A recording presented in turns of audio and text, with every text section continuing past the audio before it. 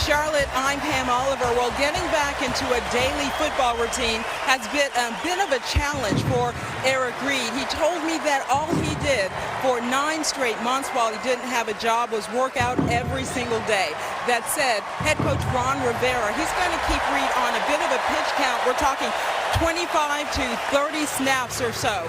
Interestingly enough, Reed did tell me that one thing that makes this whole thing bittersweet for him is that Colin Kaepernick, who started this whole social injustice movement, remains out of the game. By the way, Reed did kneel during the anthem. A quick Giants note, Odell Beckham Jr., the wide receiver, will return punts. They needed that as a boost. Back to you. All right, thanks very much, Pam. Carolina won the toss, elected to defer. Big stretch for Pat Shurmur's Giants. 2 games over the next 5 days. Philadelphia on Thursday night. Ron Rivera's Panthers coming off a bye. Record of 2-1.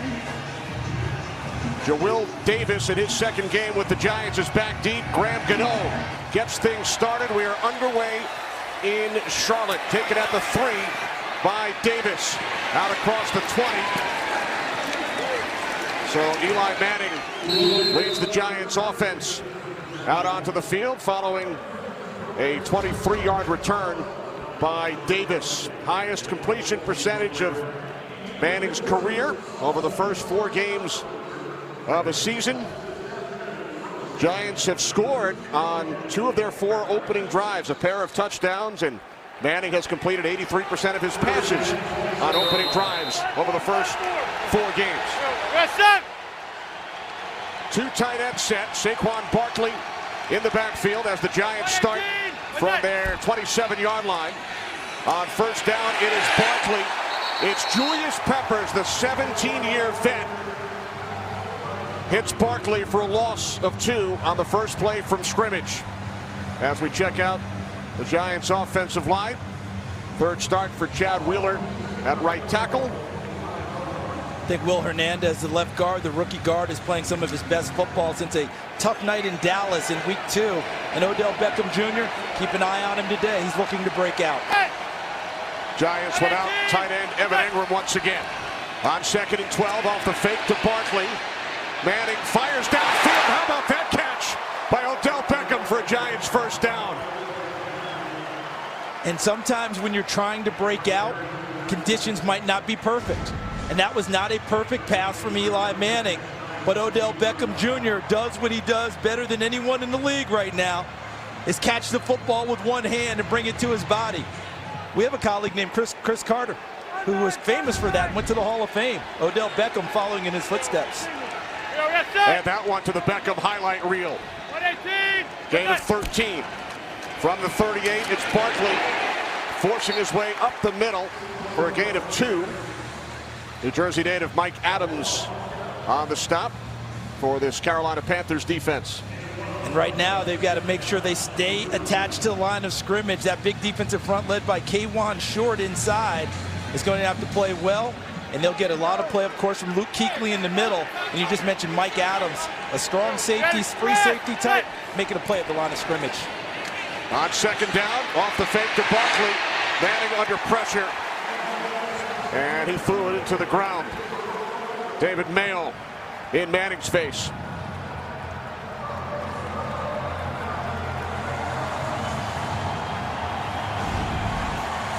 You just mentioned number 55, Mayo, right here, who's starting because Thomas Davis is not in the lineup. He's supposed to contact Odell Beckham, gets a small piece of him, and realizes his best path was to pressure Eli Manning at that point, and he did exactly that. Davis serving the final game of his suspension. Beckham, bottom of your screen, defended by James Bradbury.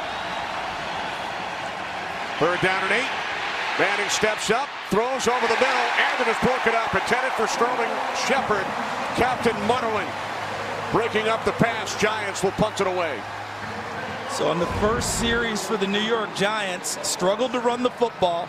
Got a big play to Odell Beckham, and then on this one, Captain Munnerlyn, the nickelback, was really, he wasn't just covering him, he was embracing Sterling Shepard. And he kind of got away with one there because he was all over him long before the ball got there.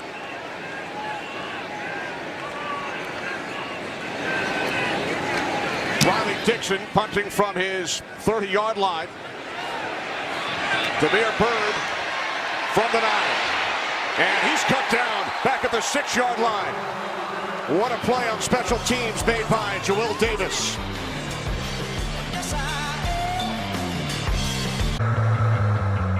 Cam Newton, the football player, can do everything. He can throw it. He can run it. The things that he can do at quarterback, I don't think there's a guy in the league history that's been able to do what he's done. Our first look at Cam Newton and the Panthers offense. They start from the 6-yard line. 2 tight ends. McCaffrey in the backfield takes the handoff. Coming off a 184-yard game 2 weeks ago against the Cincinnati Bengals. Gain of 3. Cam Newton, 4 touchdowns in that win over Cincinnati. 2 in the air, 2 on the ground. His season numbers. That completion percentage, an all-time high for him. Norv Turner, the offensive coordinator, coming in. We'll get into that as the game goes along. But he's definitely helping Cam with his completion percentage. McCaffrey split out to the right. Movement prior to the snap. False start. False start. Offense, number 74. Half the distance. 2nd down. That's the left tackle, Chris Clark, who was signed by the Panthers prior to week 2 of this season. But this Panthers offensive line that you see on your screen now, our colleague Tony Gonzalez in our Fox Kickoff show talked about how they're the key to this offense. We know about McCaffrey. We know about Devin Funchess, the wide receiver. Obviously, you know about Cam Newton.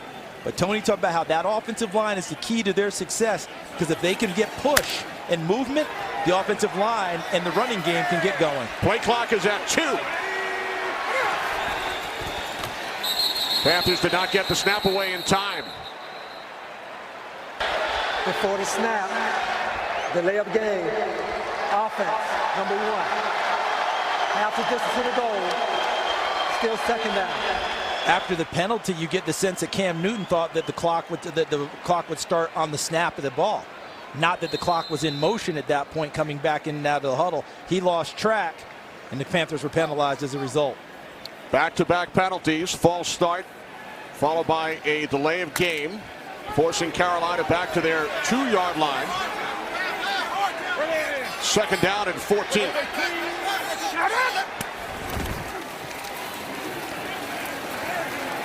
The fullback Arma takes it out to the 6. So Carolina now facing a 3rd down and long on their opening possession, played by a pair of penalties. Look at this Giants defense, and Alec Ogletree coming over for the Rams has been a big addition at middle linebacker. And they're getting Eli Apple back this week at the corner. Had a tough year in 2017, was playing very well before he injured a groin in game 2. They're happy to have him back in the lineup to complement their secondary, which is led by Landon Collins, number 21. Apple missed the last 2 games. Play clock again, winding down. They get the snap off this time. 3 receivers set. Newton from the end zone, and that is broken up by Janoris Jenkins. Pass intended for Devin Funchess, so the Panthers will punt it away from their end zone. Time wasn't an issue. He's protected well, but this is excellent coverage by Jenkins as he drapes himself on the intended receiver, Devin Funchess. He gives a lot away in terms of size, but when the ball's down that low, that puts it right in Janoris Jenkins' wheelhouse. Giants, as Pam mentioned earlier, going with Odell Beckham Jr. on punt returns. He's returned only 1 all season. Giants last in the league in that category. Their long return is only 6 yards. Taken at the 46 by Beckham. So this is the best punt return of the season to this point by the Giants to the 40-yard line of Carolina. 16 yards on the return. Excellent field position. Giants start in Panthers territory. Some big special teams plays for the Giants early. Joel Davis, the tackle on the Giants punt, pinning Carolina. And then the big return by Beckham. This is Barkley. Barkley wrapped up by Julius Peppers after a short game. This is a great point about flipping the field, and the Giants have been struggling with field position all year. And to be able to make that type of a play, give them this type of field position, for those who are wondering about pressing the offense, here's a great opportunity. Beckham down at the bottom of the screen, one-on-one. Three receivers set. Shepard slot to the left. Manning throws. It's Beckham who makes the catch at the Carolina 25 for a Giants first down, a 13-yard connection. And I know a lot of the fans, they want to see the long ball thrown. But when the ball goes in Odell Beckham's hands on that slant, Ron Rivera, the head coach of the Carolina Panthers, told us it reminds him of when Jerry Rice was in his prime, and that slant play could go for 5 yards or it could go for 50 after the catch. Three receivers set once again for the Giants from the Carolina 25. Manning throws, and Russell Shepard unable to make the catch, and then it was nearly picked off by a diving Dante Jackson, who already has 3 interceptions this season over his first 3 NFL games. Russell Shepard is a special teams captain when he's with Tampa Bay. And coming out of LSU, all the potential in the world, but hasn't really developed to what you might think as a receiver. And he almost coughed one up there and gave the Carolina Panthers a takeaway. Dante Jackson just missing the opportunity. Russell Shepard spent last year here in Carolina. Second down and 10. Beckham in motion. The handoff to Barkley, and he will lose yardage. Shaq Thompson with the penetration.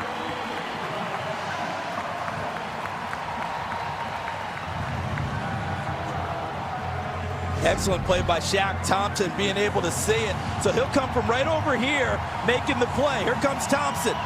And he doesn't come for the quarterback. He came for Saquon Barkley. You always hear about run blitzes.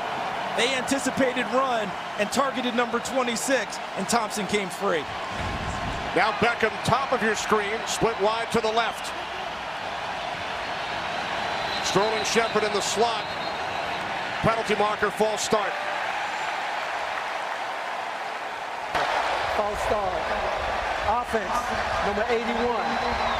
5-yard penalty.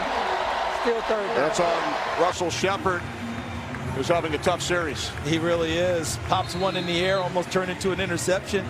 Now he ends up costing his team 5 yards. And that's not something you want to give up going against this tough Carolina Panthers defense and with the field position that the Giants began this drive with. Julius Peppers, couple of big plays early in this game. Third down and 17. Barkley split out to the right. 3 receivers to the left side. Giants must get to the 15 for a first down. Pass underneath to Barkley. And he's brought down at the 23. Field goal unit comes out, but first the game break with Carissa Thompson in Los Angeles. Carissa. Thank you, Kenny. Let's go to Pittsburgh. So all the drama, this is a way to quiet critics. James Conner dives in for the 1-yard score. The Steelers' first opening drive touchdown of the season. Extra point no good. They're up 6-0. Kenny? All right, thanks, Carissa. Giants send out the field goal unit. Aldrick Rosas has not missed a kick this season, a field goal or an extra point. This will be a 42-yard attempt from the right hash. Riley Dixon places it down. The kick by Rosas is straight through. Beckham with some big plays early. Giants strike first. 2 big first down receptions by Odell Beckham and a punt return which set up the Giants in Carolina territory. They wind up with a field goal. Yeah, you saw Odell Beckham on one side, the corners for the Panthers on the other. So the scoring, you see the scoring drive there. Rosas with the 42-yard field goal to pay things off. But the big play, Jawill Davis, the big tackle on punt coverage, knocked him down at their own 6-yard line, the Carolina Panthers, and they struggled to get out of there and flip the field.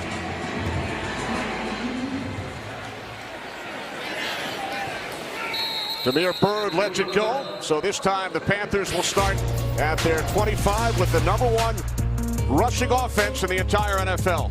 And it's not just because they have good players. We saw Newton. There's McCaffrey, who's really starting to come into his own, second year in the league, and really chewed up Cincinnati with 184 yards.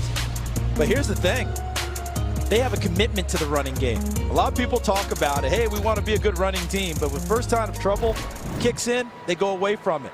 Carolina does not. They press the running game the entire 4 quarters. There's McCaffrey. Panthers with two tight ends, Chris Manhertz and Ian Thomas, still without the injured Greg Olsen. From the 25 on first down off the fake to McCaffrey. Newton throws, Funchess makes the catch for a Panthers first down out of the 43-yard line. Watch the route of Devin Funchess as he works up on Eli Apple and then breaks back to the sideline. He gets Apple to believe he's taking him upfield and then gets the big foot down, but I didn't see a second foot come down. No, they initially signaled first down, but now it's ruled an incompletion, only 1 foot down in bounds. And that's a good call by the officials, a really nice catch, because Funchess got the first foot down, but the second foot came over the sideline. That was well done by the officials, catching that. There's your first foot. Coming down, but hold it a second. There's the toe drag. Now you've got two, so guess what you have, folks? Now you got an opportunity for a catch. Because it looked like he just brought the foot over the sideline, but on second look, and there's the challenge flag, I think they'll win Carolina it. is challenging the middle of the field of an incomplete pass. So Ron Rivera challenging the previous call. Jerome Boger will take a look at it.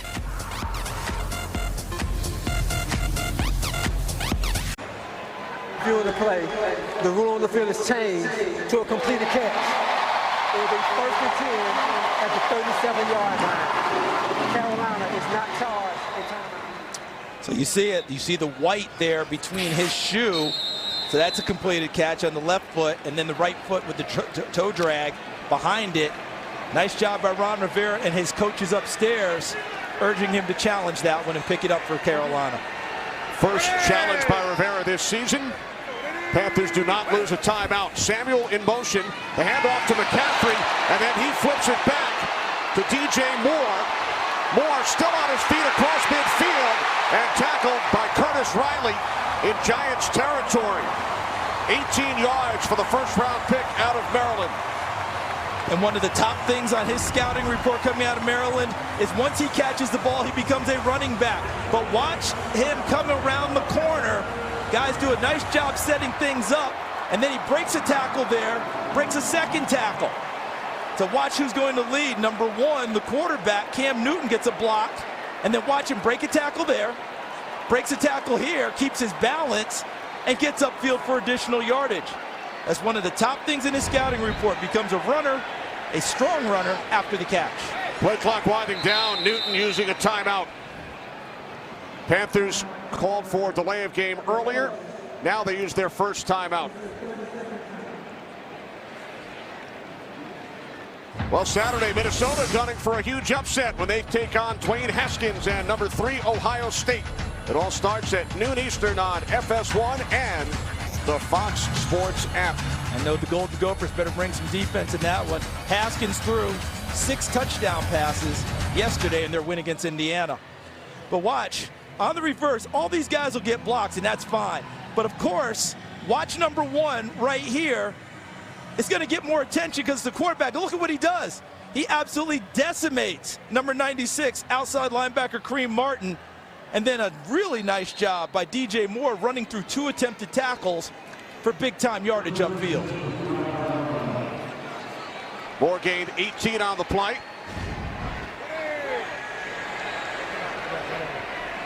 Manhertz shifts it to the backfield. 1st and 10 from the 45-yard line of the Giants as Newton throws, and it's caught, taken down to the 37-yard line by the rookie tight end out of Indiana, Ian Thomas, for a gain of 7.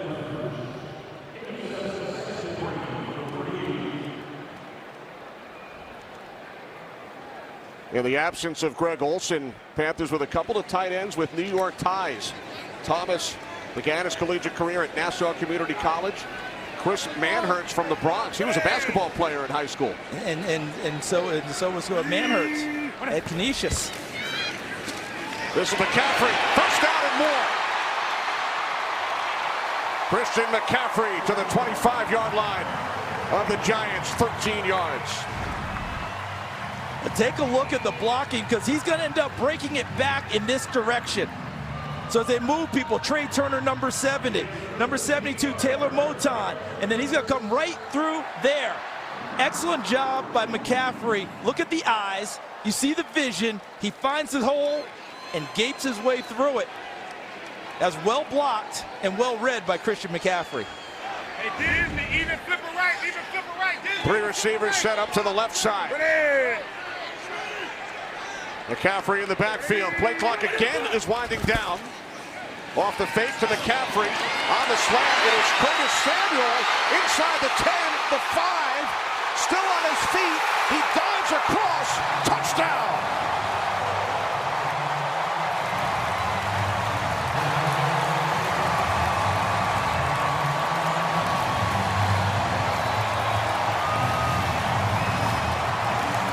That's the first touchdown of Curtis Samuel's career. He's a New Yorker as well, Charles. Grew up in Brooklyn. Doing it against his hometown team. And he's coming off of injury. An irregular heartbeat had kept him out of action. And he got really nice blocking downfield from his offensive linemen, including number 67, Ryan Khalil. But look at the effort that he made at the end, twisting, diving, and getting into the end zone. And Cam Newton wanted the ball to give it to a fan, and Samuel said, that's my first one. I'm keeping that one. You know, the extra point. First game of the season for Curtis Samuel gives Carolina the lead. Back after this message from State Farm. 5 plays, 75 yards. First NFL score for Curtis Samuel. He did say that he felt fresh and strong coming back. He's going to come inside on the inside screen, so watch the blocking he gets. Funchess right there. Look at these guys getting downfield to make plays. There's Clark, 74. There's Khalil, 67. He spins out of attempted tackle there. He runs through and out of 2 more and dives his way in. And Trey Turner had the ball. He wanted to give it to a fan. Cam wanted to give it to a fan, as is his want. But Curtis Samuel said, that's my first touchdown in the NFL. I need the ball. Out of Erasmus Hall High School in Brooklyn, New York. A distinct New York flavor on this Carolina Panthers roster. And they're bringing that northeast to the south, and Samuel getting back into action, eager to make a contribution and make a play. And boy, did he ever, with a little help from his friends.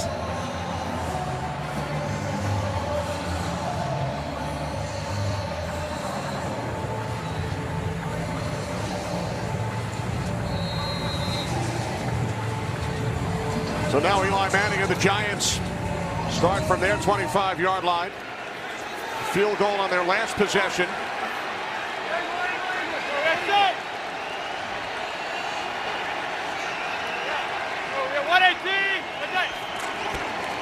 Off the fake to Barkley. Manning able to get rid of it. This is Sterling Shepard.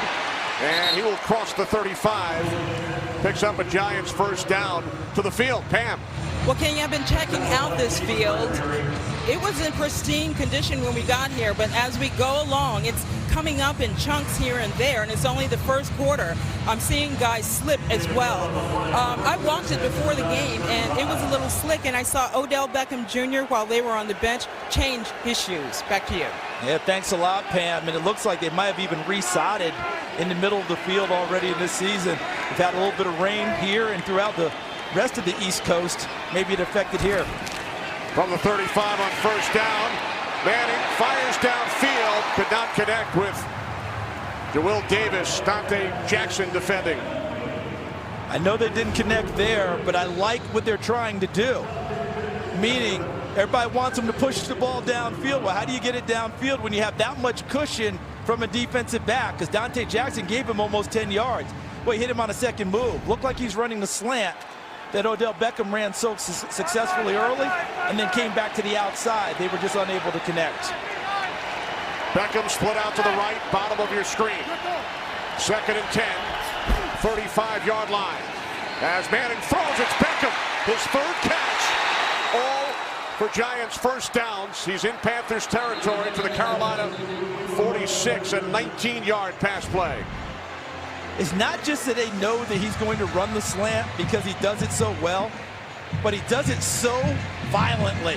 When he commits to that slant route, he goes, and his play speed is better than most people's. So you think he's at one point, he might be ahead of you. You've got to up your game when Odell Beckham takes off, and he was down on contact. Catches of 13, 13, and 19 yards by Beckham. There in the first quarter. Manning in trouble. He steps up and is touchdown at the 48-yard line. Kyle Love the pressure to Los Angeles. Carissa. Thanks, Kenny. Steelers up 6-0 against the Falcons. Win 3rd and long. Ben Roethlisberger finds Juju Smith-Schuster for this 18-yard score. Steelers up 13-0. Kenny, Charles, and Pam. Hey, Carissa, Pam just gave us a great report on field conditions here, how things might be a little slick. I'm wondering the same thing in Pittsburgh. They had a college game there yesterday that was delayed by weather. I'm wondering how the field's going to hold up after that. That one went to overtime. We'll keep an eye on that. Beckham on the sidelines. Here's Barkley. Not much here in the first quarter for Barkley. And he will not get back to the line of scrimmage once again. I think that this play was made right here initially. Wes Horton, number 96. Look at him get through Patrick Omame and see how he gets through there and makes Saquon Barkley bow back to try and get around to the corner. That allowed Shaq Thompson to pursue upfield, force him back inside where all the traffic is, and look at all those white shirts surrounding Barkley. That play was made initially by the defensive end, Wes Horton, number 96. Negative yardage on the ground. 6 touches for Barkley for a total of 5 yards. Play clock at 2. 3rd down and 14. And the Giants called a timeout with the play clock winding down.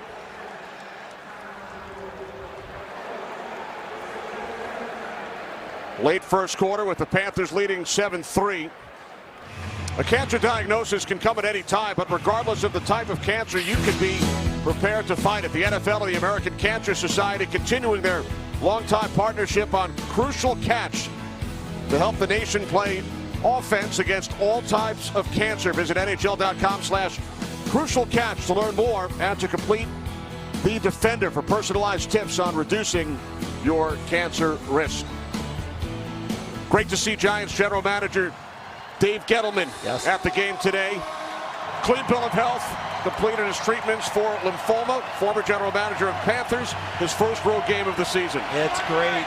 As well as New York special teams coach Thomas McGahee, also battling and winning his fight as well. 3rd down and 14. Manning to Shepard. Shepard hurdles a defender. James Bradbury and is down at the 39-yard line. Gain of 11, 3 yards shy of a first down. And look at the effort by Sterling Shepard trying to go over number 24 Bradbury. And here comes Captain Munnerlyn, 41, and I believe David Mayo, 55, brings up 4th down. At the 39, so the Giants leave their offense on the field. Shuffling personnel, sending in a couple of tight ends. They now have 3 tight ends on the field. They don't look organized for it. The play clock is winding down once again.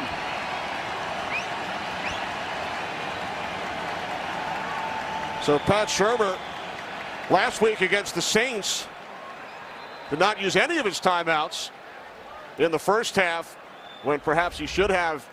Now he's forced to use 2 in the first quarter. Yeah, and he didn't want to use that one because he had it in his mind to be aggressive today and go after Carolina. That call on 4th down was something he had in his head. If they were 4th and 4 or less or somewhere in that neighborhood, he was going to go for it because of where they were in field position. And then the team didn't respond with the right personnel on the field. Play clock winding down. I saw a little frustration from Pat Shurmur on the sidelines, and rightly so. I'll guarantee you he talked to his team about it prior to. We saw Carolina call for a delay of game earlier, and then they used a timeout. And now the Giants using 2 on this possession. But they still appear to be going for it, Kenny. They haven't changed up their mind. Now they should have organization and should have the play call in. They need 3 yards for a first down. This is one where you got to keep an eye on Barkley out of the backfield as a pass catcher. Bunch formation to the left, including Beckham. Giants must get to the 36. Manning throws, and it's incomplete. Intended for Beckham. Panthers will take over on downs. Kenny, you mentioned the bunch formation, trying to find a way to create some confusion in the secondary and shake free their #1 target. Here's the bunch, and they try to use the first 2 receivers as a wall, and it works very well. And there's an opportunity for the catch. The ball's out there. That's when Odell Beckham is going to look at himself later and say, when a team's struggling and I want to make plays, that's a perfect opportunity to make that catch.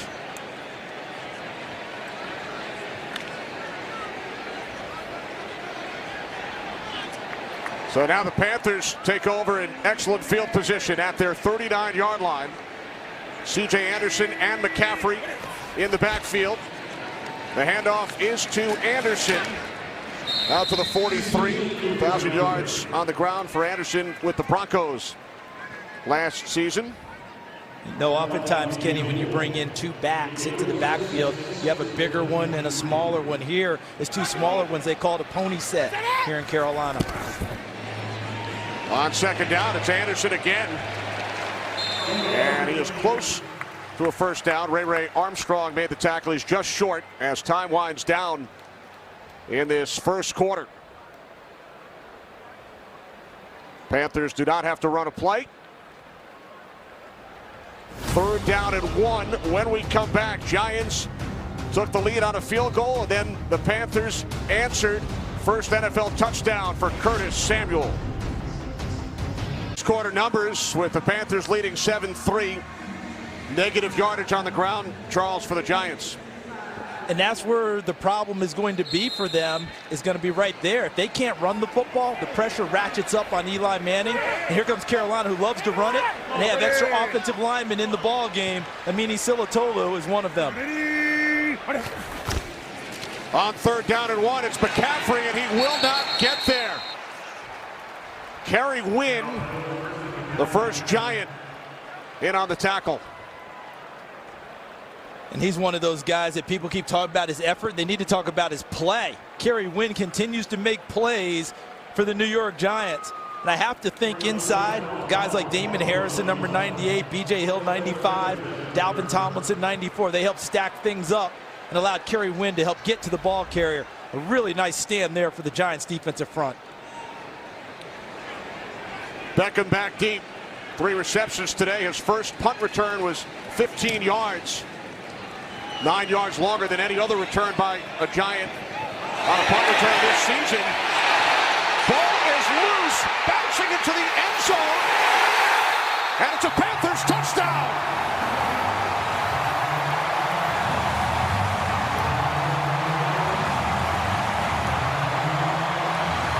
Recovered in the end zone by Colin Jones. In my initial look at this, I feel like Odell Beckham tried to do too much on this play. He tried to block to keep a Carolina punt cover guy away from the football so it could go into the end zone. And when he tried to block, he turned it into disaster. Watch here. See him coming over? He's trying to affect the play. It ends up creating all sorts of havoc. And once the ball's touched, Jenkins can't possess it. It's not possessed by Apple 24. And then Colin Jones beats everyone to the football in the end zone. It all started with Odell Beckham trying to affect the play and keep the punt coverage guy away from the football. And there's Chase Blackburn, the special teams coach for the Carolina Panthers, understandably amped up because it looks like they just got 6 on that play.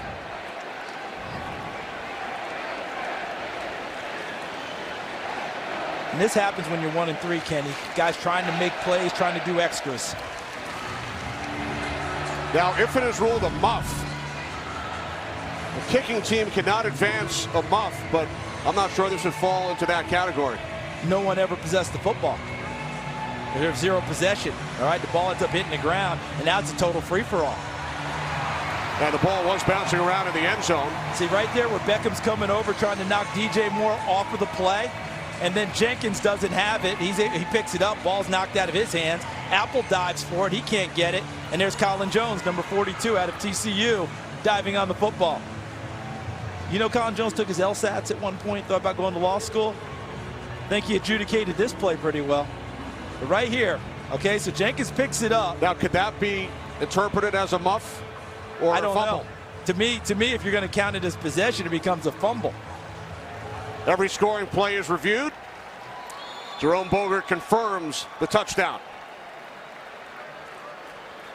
Panthers introduced their special teams prior to the game today, including Colin Jones. Say that paid off pretty well, didn't it? Usually it's the offense or defensive units introduced to the crowd over the public address. It was the special teams for Carolina. And they score the second touchdown of this game, now 14-3. Well, the Giants using Odell Beckham Jr. on punt returns. The punt hits off Beckham. Then Jenkins had an opportunity to scoop it up, and it's recovered in the end zone by Colin Jones for a touchdown. And that's what Colin Jones does best, plays on special teams. When he's had to play in the regular defense, hasn't been his forte. That's why the acquisition of Eric Reed, as Pam Oliver told us at the top of the broadcast, was a big deal for the Carolina Panthers to improve the back end of their defense.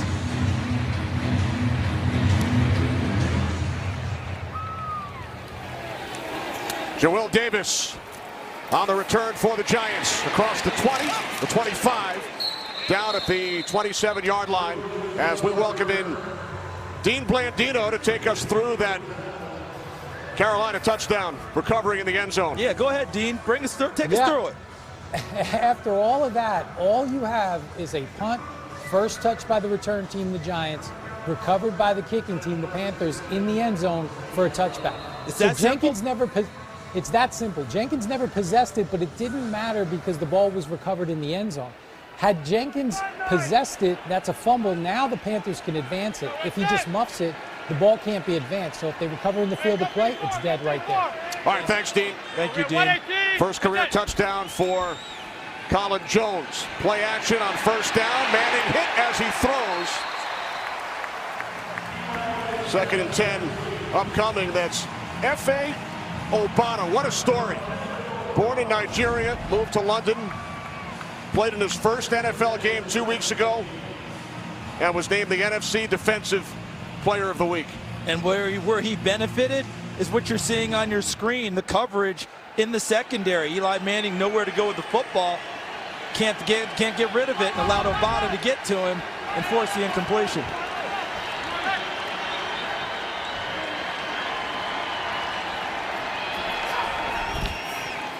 Second and 10, Russell Shepard. And he was met immediately by Dante Jackson.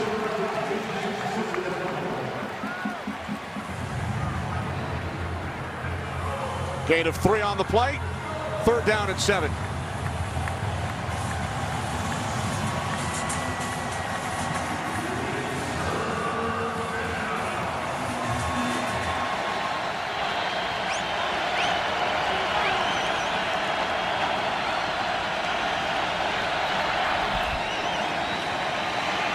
Manning on 3rd down, fires incomplete. He was looking for the tight end, Red Ellison.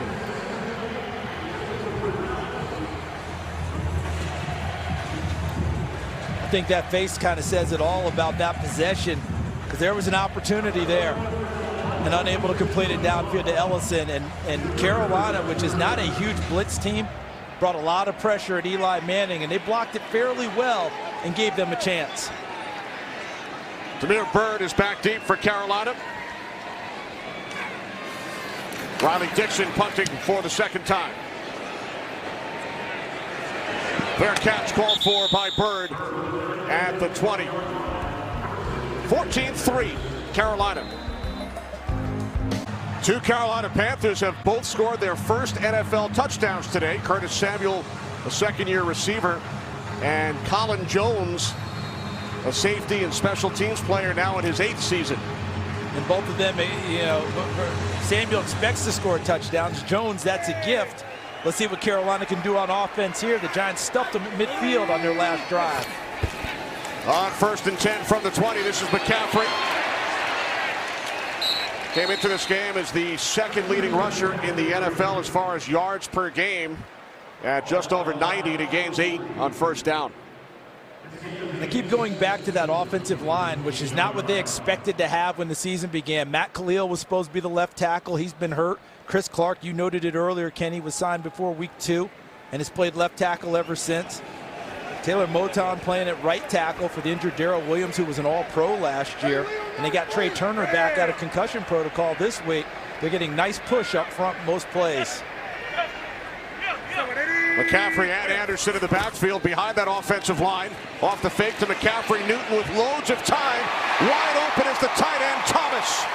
In Giants territory, his second catch today. Ian Thomas gains 28 yards. Kenny, you detailed that one perfectly. The loads of time for Cam Newton allowed him. Okay, so these guys up front are going to give him so much time that watch Thomas, number 80, in the middle of your screen. He lets him clear all the way through the middle and find the open area. Cam Newton not pressured at all, able to let him clear, step into it, and put it on number 80, Thomas, for a big gain.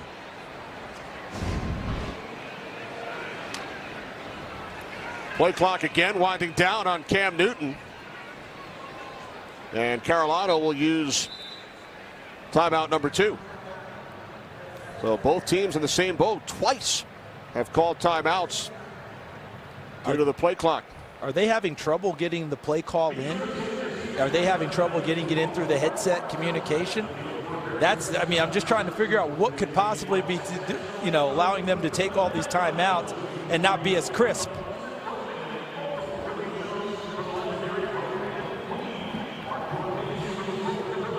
So in a lot of stadiums, the play clock that you just saw there, the 25, the top of your screen, that's usually down in here where quarterbacks can see it on the ends of the wall.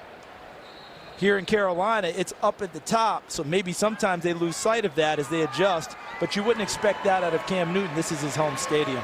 There's Scott Turner, quarterbacks coach now for the Carolina Panthers. His father, Norv, the offensive coordinator for the Panthers.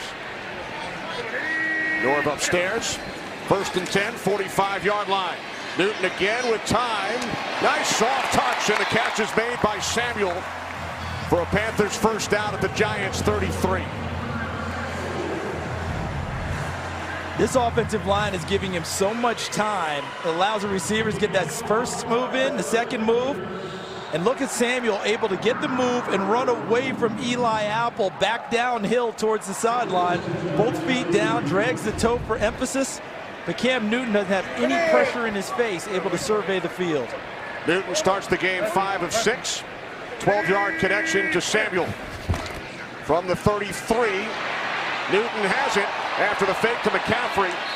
And he'll be taken down by Lorenzo Carter for a loss of 1 and then some extracurricular activity.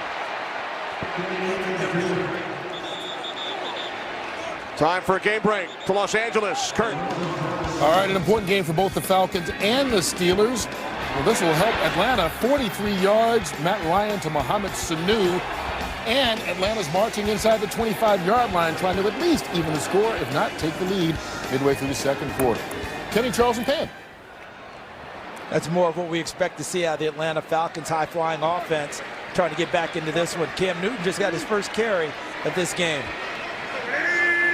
Atlanta with a win over the Panthers back in week 2. Carolina's only loss. DJ Moore fighting for a couple of extra yards as we set it down to the field. Pam.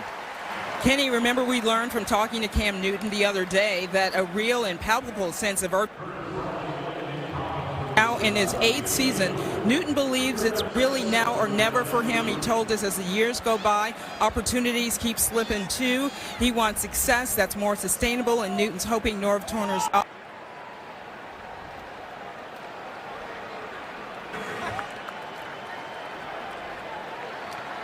All right, thanks, Pam. We apologize for the technical issues. 3rd down and 7. Newton looked right, he throws left, and tackled at the 29-yard line is Jarius Wright, so the Panthers will now send out the field goal unit. Yes, they line up for that field goal, but Pam's report is a big one about what Cam Newton feels. She mentioned his telling us about a sense of urgency, not letting opportunities slip by. He's in his 8th year. Another offensive coordinator. Trying to win a Super Bowl for these Panthers is very important to him. He's trying his best to get that done this year. He's already been to 1. This will be a 47-yard attempt. Graham Gano 32 straight at home and 31 in a row from inside 50. And those 2 streaks remain intact as Gano connects from 47, extending the lead for Luke Kuechly. And the Panthers against Beckham and the Giants. 7-play, 51-yard drive for Carolina. Graham Gano connecting from 47 yards out. Cam Newton perfect on that drive. Panthers have now scored 17 consecutive points after the Giants took a 3-0 lead. Davis is deep.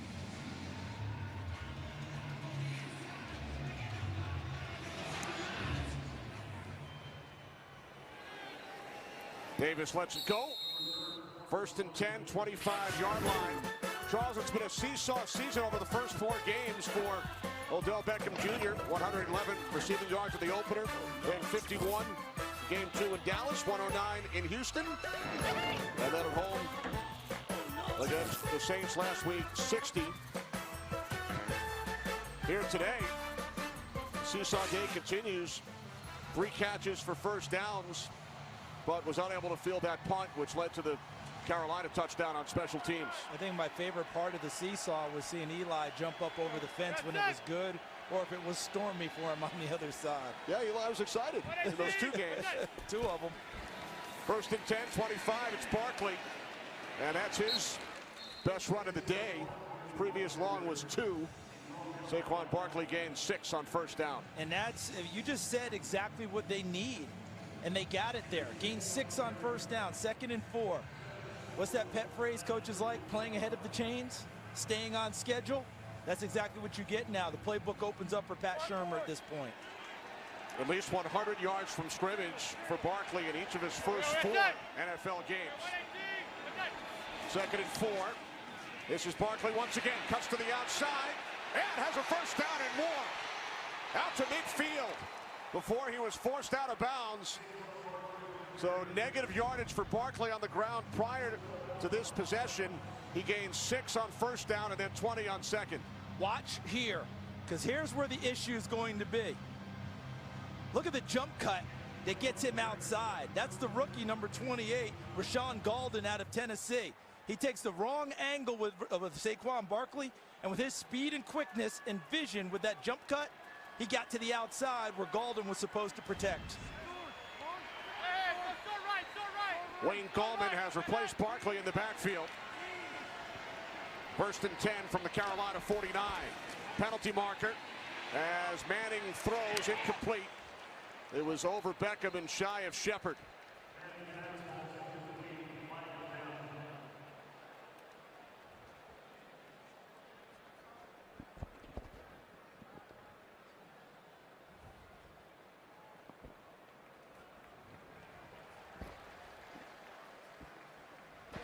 Illegal formation, offense. Number 87 was on the line of scrimmage covering up the tight end. 5-yard penalty, replay, first down. We mentioned Barkley at least 100 yards from scrimmage in each of his first 4 games. The NFL record just last year, Kareem Hunt, first 7, Adrian Peterson, first 5 in his rookie season. Some pretty good company with Billy Sims and LT. Yeah, you talk about some outstanding company there. LT in the Hall of Fame and a few other guys are definitely going to be talking about it. And now, hit for a loss is Barkley. You mentioned Rashawn Golden on that previous play. This time, he makes the tackle. Now, that's a rookie that learns pretty quickly from his mistakes. To the left of your screen, coming upfield, cuts down the angle this time, and doesn't allow Saquon Barkley to make the jump cut and get outside. That's an excellent job by the rookie out of Tennessee, picking up from his mistake the first time and making up for it on that one. 2nd down at 18. Beckham, bottom of your screen. Here's Beckham looking to throw. Wide open, it's Barkley. Inside the 20, still going. Into the end zone, touchdown. Well, Beckham wanted the Giants to go downfield a little bit more. How about that? 57 yards. And how about the design scheme to set it up by Pat Shurmur on offense? Because obviously throwing it to Beckham brings all the attention there. but he's able to set things up with Barkley to get him out in an open position while all the attention and all the eyes were on number 13. So sometimes you don't catch them, you throw them, and you turn it into a big play. Beckham said during the week, we haven't brought energy every day. We need to play with heart. I'm passionate and energetic. I think the entire Giants sideline concurs. Is passionate and energetic right now. A nice block in front of him by Shepard, 87, to give him enough time because Bradbury became a pass rusher on this play. But watch Barkley, number 26, out of the backfield. He just sneaks out because all the attention and all the eyes of the defense, because Odell Beckham is such a threat, when the ball goes in his direction, everyone's eyes go to him. And all eyes are on 13, and people forgot about 26, secures the catch, and then finishes it off, escaping the attempted tackle by Jermaine Carter Jr., number 56, for the initial touchdown of the game by the Giants. And all of a sudden, they're right back in this thing. There's some passion. There's energy, there's passion, there's enthusiasm, and that's what this Giants team needs. So Saquon Barkley's first NFL touchdown reception comes not from Eli Manning, but from Odell Beckham Jr. on his second career pass attempt. First one was back in 2014, Beckham's first completion. Kickoff out of bounds. Panthers will start at the 40. And that is, you talk about a buzzkill for you, all right? That is just horrible for your football team. You get your momentum, your team's excited, defense amped up about getting out there, and your kicker kicks it out of bounds. And Pat Shurmur is going to be supportive because he might need him for a field goal later, but inside, he's seething right now. That just takes the excitement and tamps it down on your own team on something that shouldn't happen. That's another special teams mistake. One earlier by Beckham. Yeah, that's one that's just, as they say, inexcusable. This is what you practice all week. That's your job. Put it in play and give them an opportunity.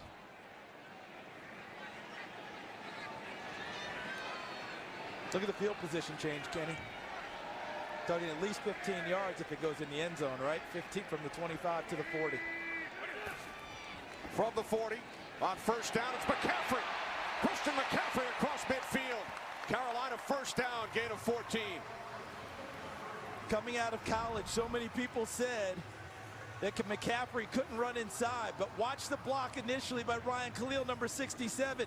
So when he walls it off there, that gives McCaffrey the opportunity to see where the cut is. So when people say he can't run inside, well, anyone can run inside if you're not contacted until 6 or 7 yards downfield. Excellent job by the offensive line of Carolina creating space. 38 yards and only 5 carries for McCaffrey today. From the Giants 46, it's McCaffrey again. And this time he's bottled up. Loses yardage. B.J. Hill along with Snacks Harrison. Notice the difference for a running back when there's space and when there is not. It's very simple, isn't it, Kenny? Space, you gallop through. When there's not space, you eat it up. And you just mentioned the guy who ate it up on the front defensive line. There he is, Snacks Harrison, number 98, who controlled the line of scrimmage right there. Speaking of eating it up, Snacks in on the play, given his nickname by his former head coach with the New York Jets, Rex Ryan. Even his mom calls him Snacks now. Everybody does. There's McCaffrey. And this time with Snacks on the sideline, found some running room down to the 41-yard line of the Giants. But you do notice that Carolina's not very daunted if they have a run that doesn't go very well. A lot of teams in this league, if you don't run it once or twice, you have an unsuccessful play, you go away from it. Carolina gets stacked up on the down previously. They come right back with another running play for good yardage to set up third manageable. Big play here, 3rd down and 5 from the Giants 41. Bunch formation to the left side, top of your screen.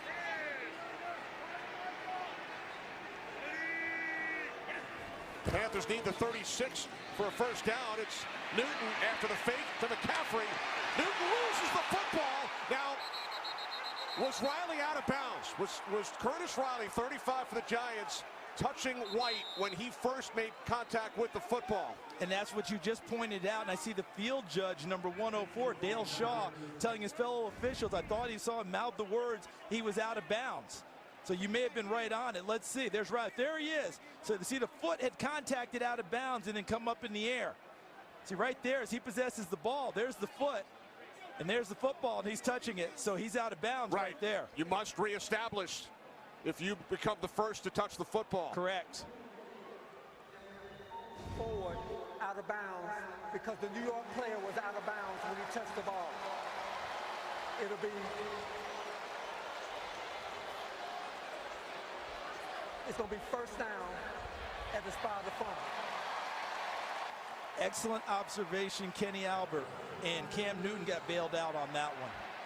The play worked because of Cam Newton's athleticism. Connor Barwin was out there and had the coverage and danced with him, and watch Newton end up getting around Barwin. Barwin 53 does a nice job here. Look at him. He's in perfect position, but the athleticism beats him. And then right there, a nice tackle by Eli Apple knocks the ball free.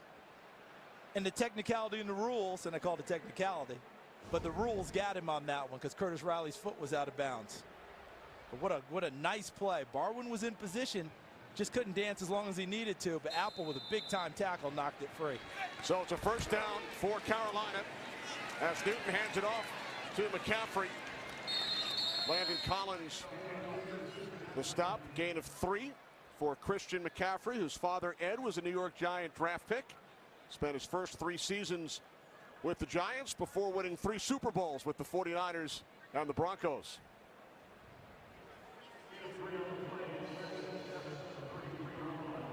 Under 4 to play, second quarter. Panthers with a touchdown on special teams, and then Odell Beckham Jr.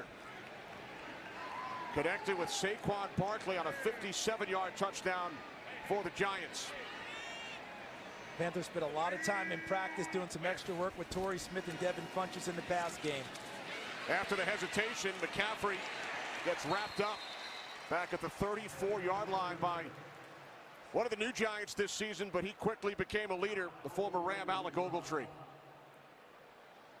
Really nice job. They're getting Josh Morrow. They got Josh Morrow back. His first game this year, he had missed the first 4 games due to NFL suspension.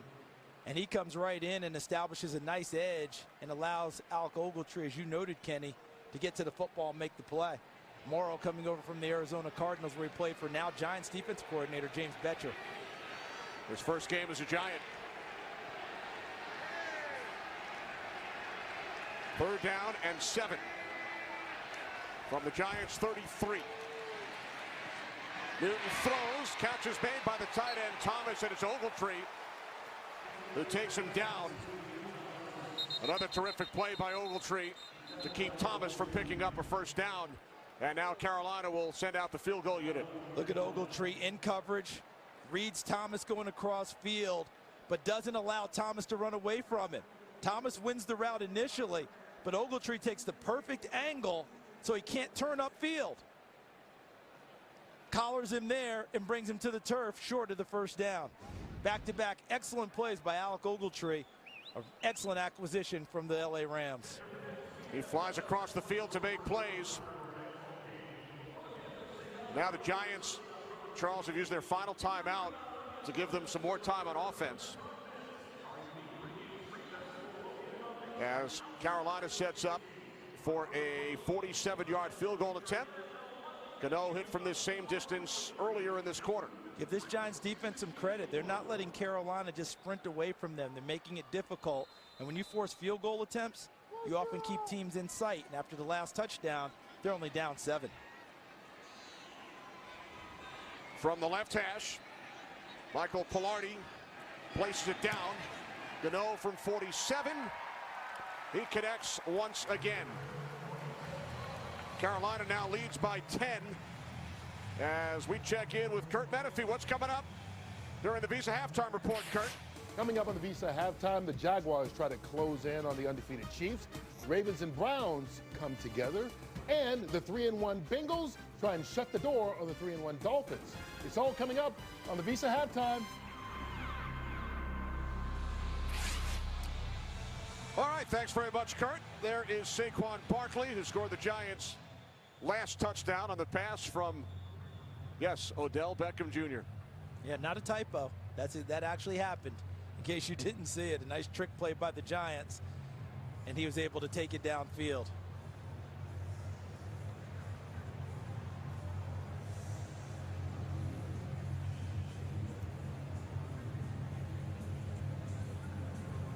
There are the two Giants who have thrown passes today.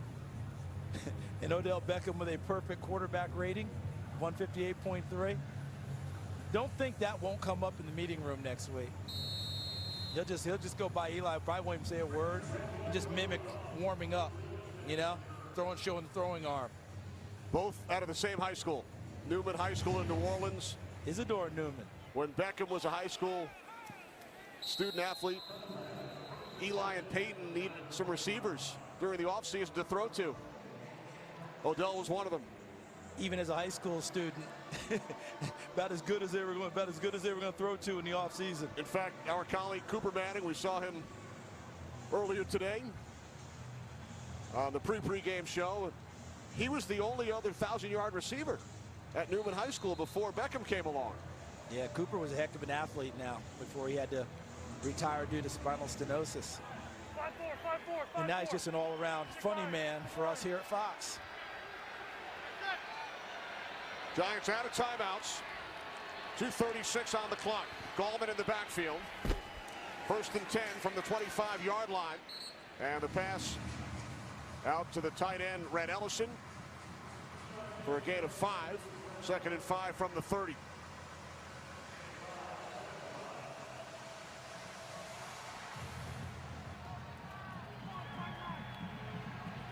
Three receivers set for the Giants.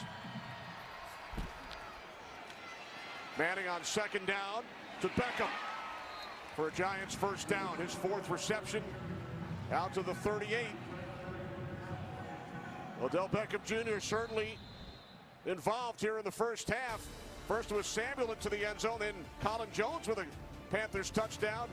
Saquon Barkley celebrating with OBJ. 2-minute warning. Young Saquon Barkley fan here in Charlotte.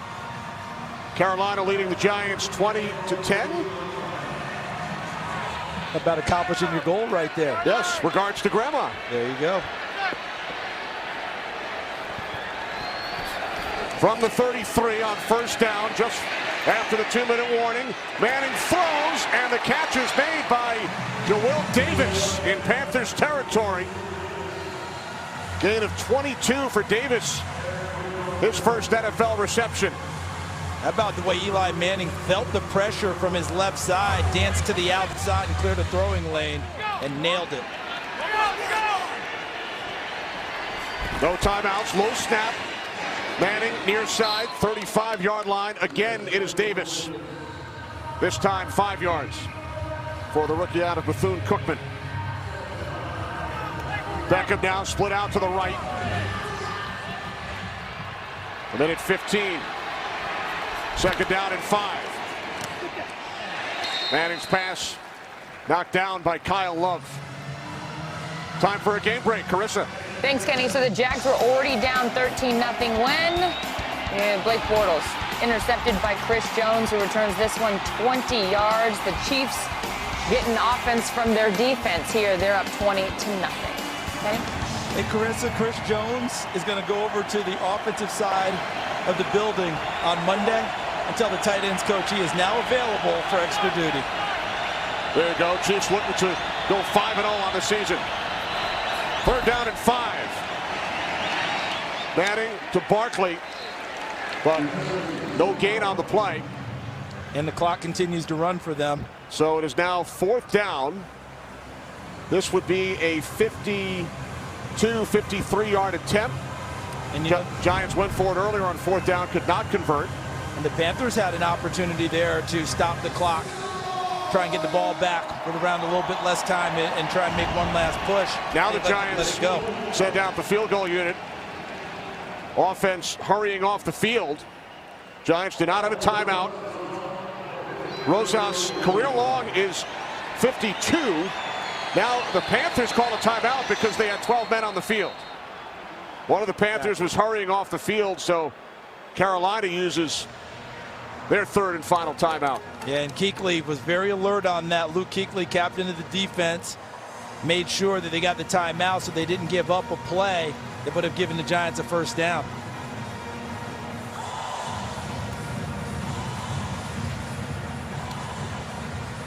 There's Chase Blackburn, the former Giant special teams coach for Carolina. Remember, he was involved in a huge play running off the field against New England in the Super Bowl. And he actually was up in the air along the sidelines. And how did that end up? Huge interception as well in Super Bowl 46. Exactly. For Chase Blackburn. 53 yards.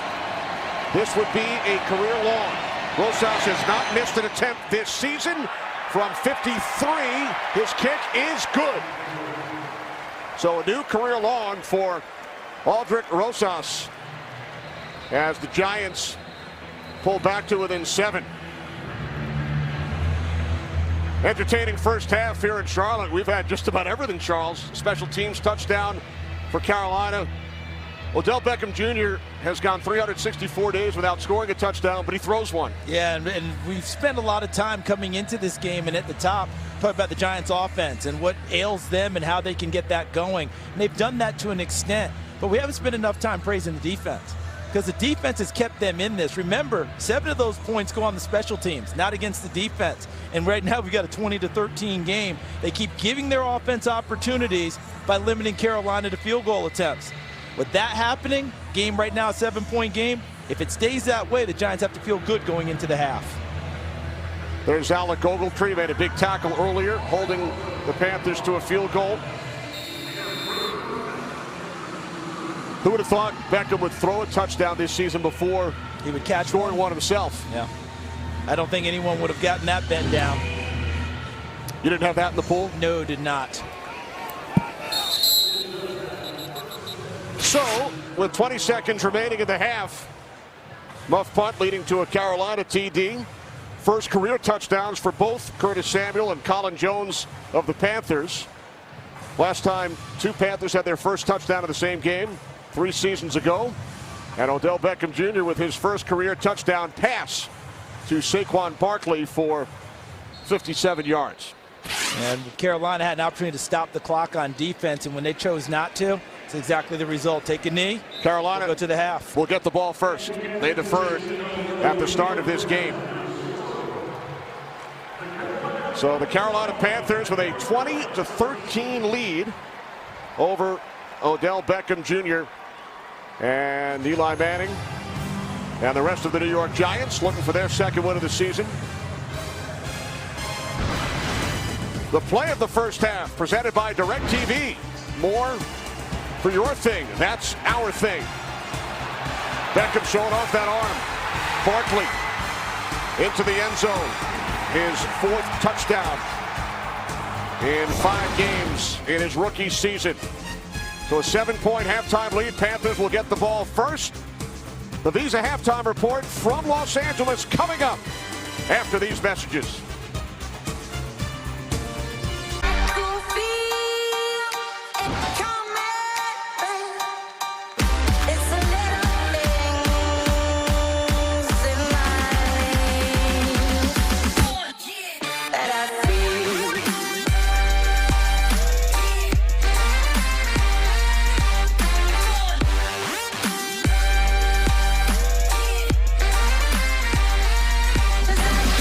That was today's game flow, brought to you by Progressive.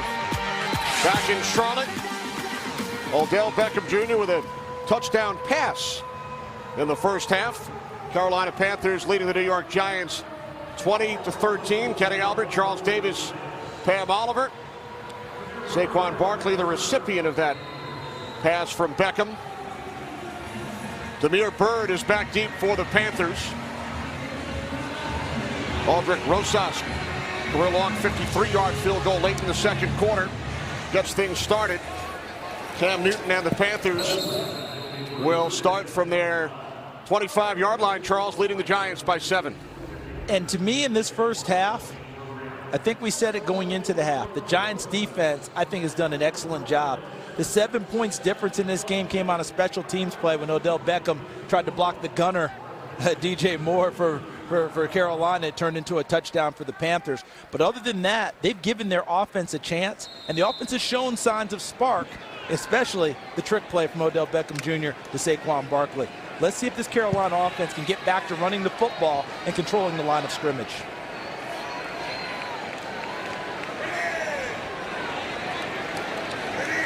Panthers start from the 25-yard line. The toss to McCaffrey. And Christian McCaffrey gains 8 out to the 33, down to the field. Pam.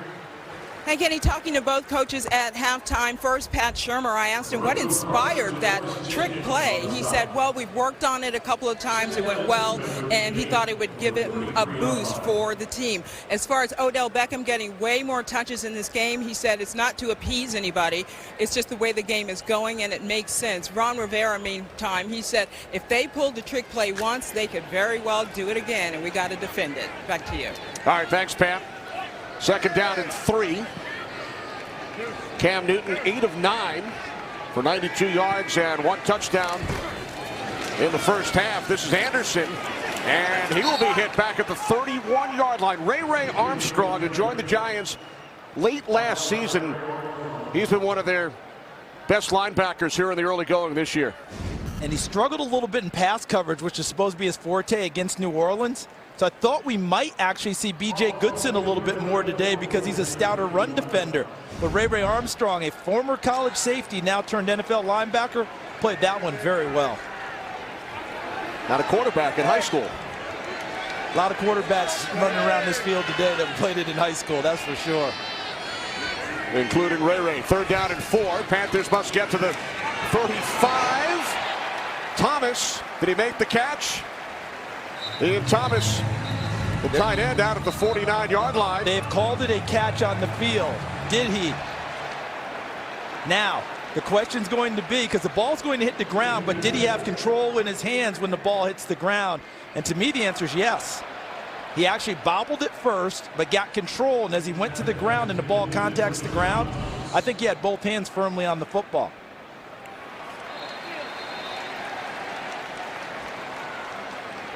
Pat Shurmur will challenge. We'll be back.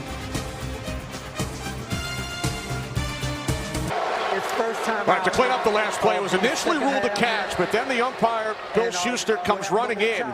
So it was actually a Carolina challenge, and the call on the field stands, which is incomplete pass. Yeah, and you have to go by the standard of the call on the field. When they ruled it incomplete, was there enough to overturn it as a catch?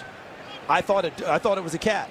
But because they called it no catch, was there enough to overturn it? The answer is no. And that's where I think they're doing a really nice job of this year, is supporting the officials on the field and going the standard of their call. It has to be irrefutable evidence to change it. That's Tony Steratore, the back judge. So again, it was initially ruled a catch. Then they said no catch, so Ron Rivera had to challenge. And he's still talking about it with Jerome Boger. Yeah, and again, it's the standard of the call on the field that's going to get Coach Rivera, because I would opine here, Kenny, that they called it a catch on the field and Pat Shurmur had challenged, they would have stayed with catch. There was no way to change it either way, I thought, depending on what you called initially.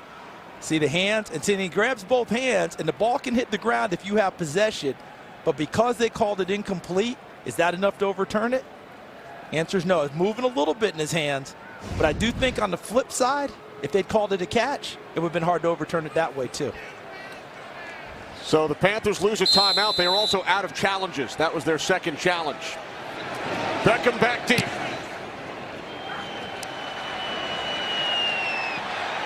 Beckham fields this one at the 13. To the outside. There is a flag.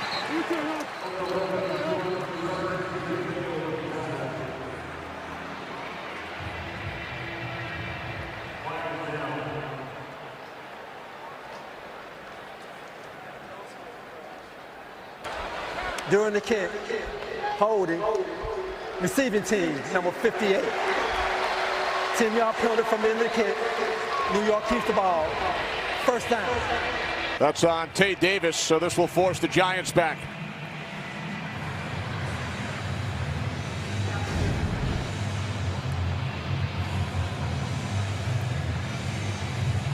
See right there, Tay Davis, 58, working on number 53, Ben Jacobs. That's where it came from. Giants, the least penalized team in the league coming into this game. It's only their second penalty today, but it forces them back to the 7-yard line. Barkley in the backfield. Beckham split out wide to the right, top of your screen. On 1st and 10 from the 7, it's Barkley. Out to the 9-yard line, gain of 2.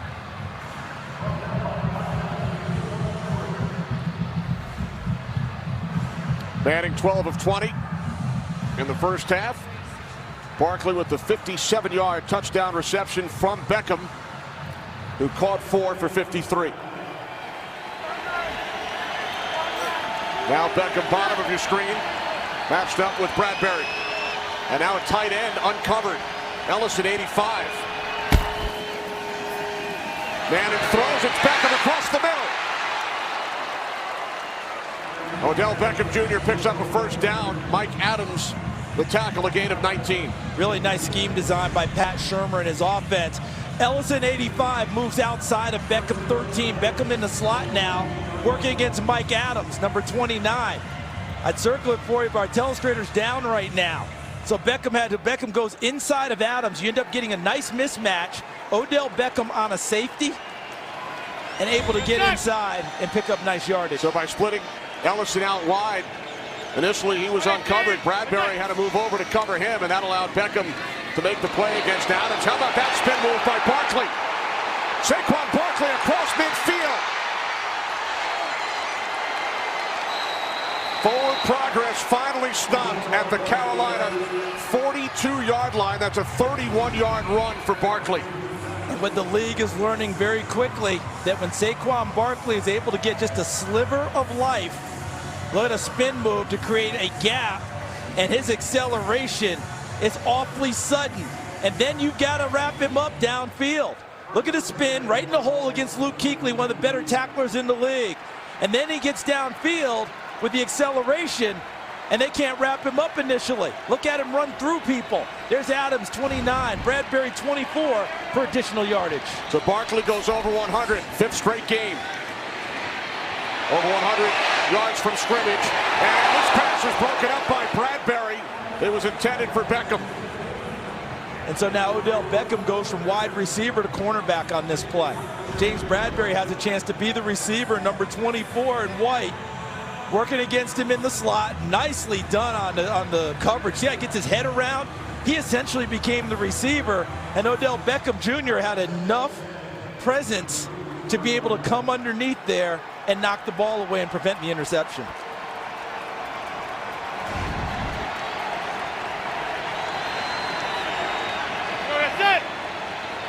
Gallman in the backfield, 2nd and 10. Off the fake to Gallman.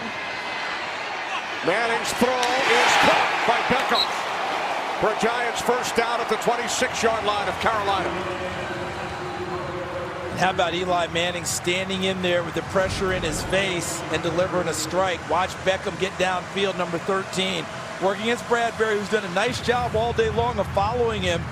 But on this play, really good job of Beckham working inside and creating the separation, and a strike from Eli Manning for another big pickup. 17 yards.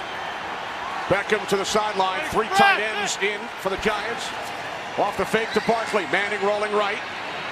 Can't find anyone. And he throws it to the ground. 2nd and 10 coming up. Yeah, he wanted Sterling Shepard on an over route coming from the backside of the formation. Oftentimes when you get out into the flat with a quarterback, you'll get 3 levels of receivers. Short, medium, long. And he wanted Sterling on the intermediate route across the middle, and that was eaten up. I believe it might have been Michael Adams in the middle. Defensive back saw it coming and was able to take it away, and Manning throws it in the ground wisely. Beckham still on the sideline, 2nd down and 10.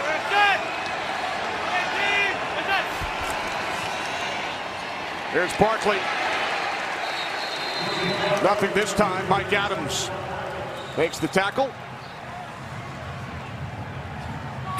Well, Saquon Barkley is now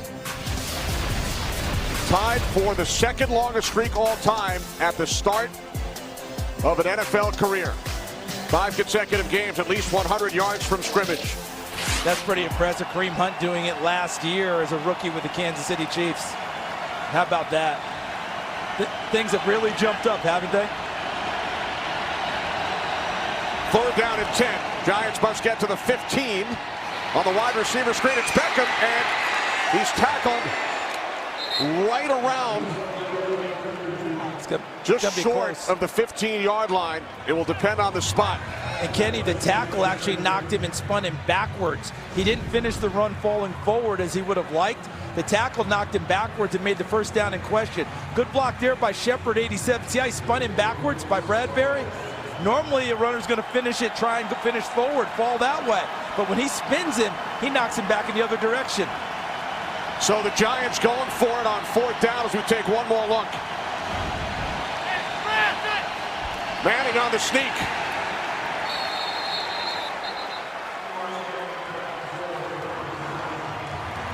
We saw this from Eli Manning in week 2 in Dallas.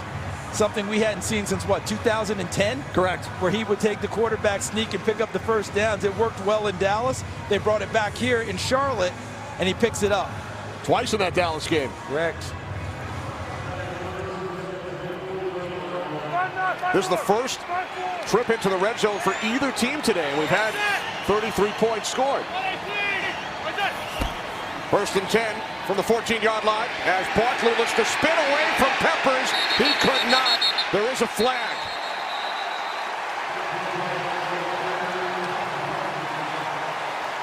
And that's a whole lot of man right there telling the youngster, you can't get away from me, my man. Did he get a piece of the face mask, Charles? That's going to be the question. Let's take a look as we look at the replay.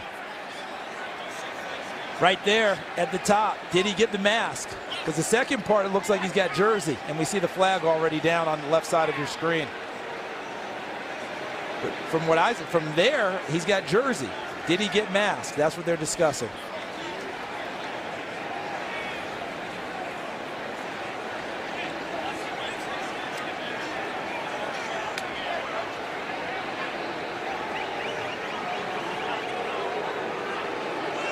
Watch the forefinger. Play for face mask. The defender was in the collar of the runner. 2nd down. So the flag is picked up. Yep, he got a finger that didn't stay on the mask at all. Left hand, and then pulls it down and ends up getting jersey. Loss of 3. 2nd down and 13.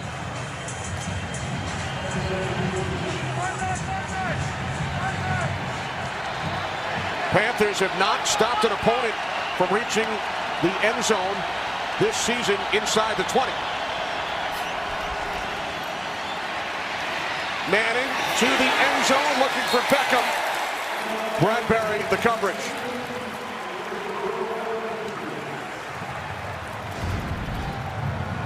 Bradbury number 24, Beckham 13, double moves it, and Bradbury doesn't buy the first move and stays deep and makes a nice play. You know, Bradbury transferred in college, Kenny, from Arkansas State to Samford because he wanted to be a corner, not a safety. You see how it's paid off for him here in the NFL. And this is a spot that is a little bit surprising to me that Saquon Barkley would not be on the field on this critical 3rd down. Giants have not converted on 3rd down today. 0 for 6. Manning to the end zone. Beckham has it knocked away by Bradbury.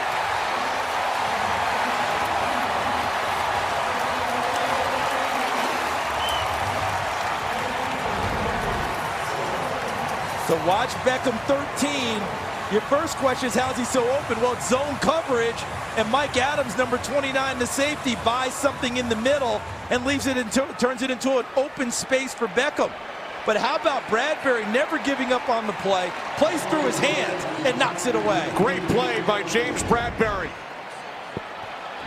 So now a 36-yard field goal attempt. Rosas hit from 53 earlier, a career long. He connects to pull the New York Giants to within 4. What a play.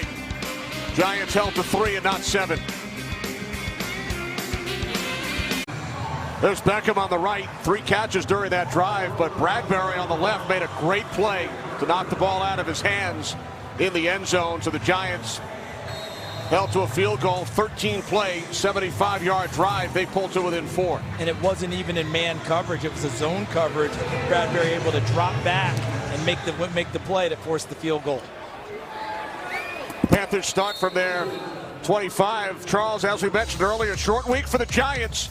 They will take on the Eagles at home on Thursday night. The defending Super Bowl champs up against the Giants. It all starts at 7:30 Eastern on Fox, NFL Network, and streaming on Prime Video. So much of a make or break week for the Giants, coming into here 1-3 here at Carolina. And then, as you just mentioned, short week at home against Philadelphia. Big time chance for them to make up some ground. And how about Philadelphia Day getting Minnesota, and then on a short week getting the Giants coming to town.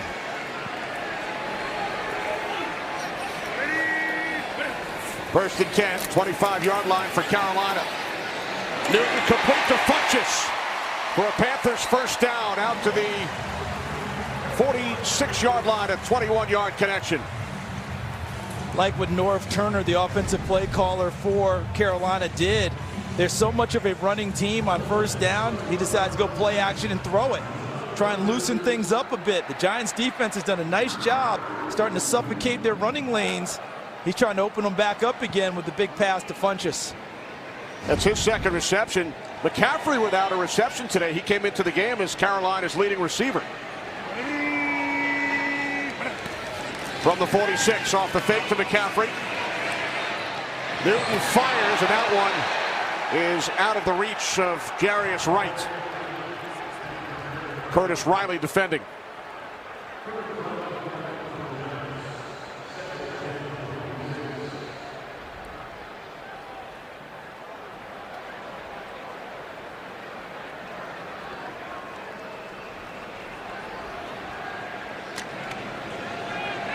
Second down and 10 for the Panthers from their 46-yard line. Newton 9 of 12 today. McCaffrey 52 yards on the ground.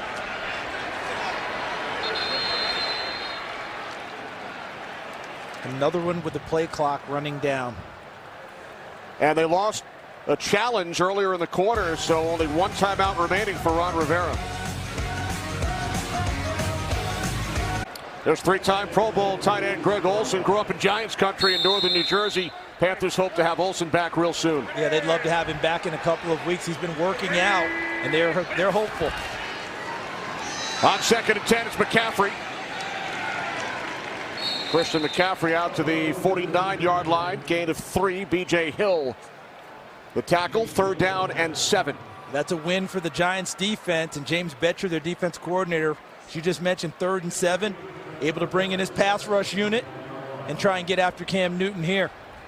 The toughest part about rushing Cam Newton is getting him on the ground if you do get the opportunity, and also not letting him break contain and pick up a first down with his legs. No sacks today for the Giants, a league low 5 on the season. Down crowding the line of scrimmage here with the defensive front. Bunch formation to the left. Panthers must get to the Giants 44. Newton moving to his right, looking for the marker, and he's got it.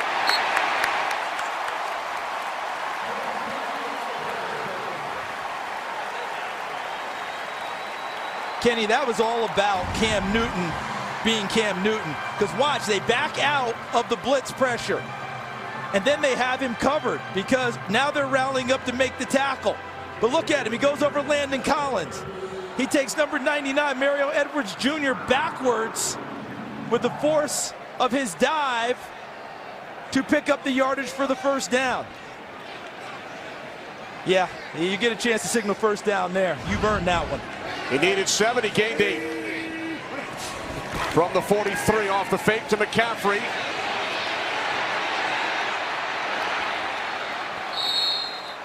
Newton down at the 41-yard line. And the left tackle, Chris Clark, slow to get up.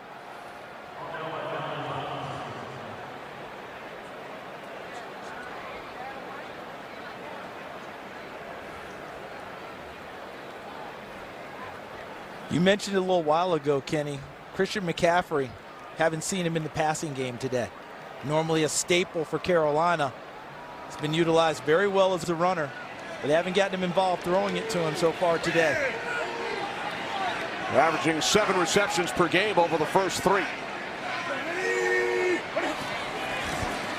Off the fake to McCaffrey. Newton to the near side. Funches.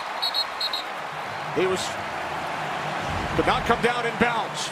Incomplete. Watch the initial foot, which should be his left one. Right there, and it's on the white. Incomplete pass. Look at the official. See his eyesight right down on the line of scrimmage, right down the sideline, eyeing it the whole way. That's excellent hustle by him and excellent positioning to make that call. And a good job by Eli Apple to help make sure he did not come down in bounds. 3rd down and 8 for Carolina from the Giants' 41. 3 receiver set. Torrey Smith slot to the left. He does not have a catch today.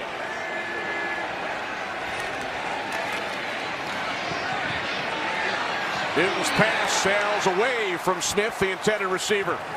Won a Super Bowl with the Eagles last year. Panthers will punt. See, I think that he's got McCaffrey on a check down here. See how they collided in the secondary? You saw the linebacker level collide. He has McCaffrey, but he wanted a bigger chunk downfield and took it. Incomplete pass. I think if he gets to McCaffrey, they're moving the sticks on that play.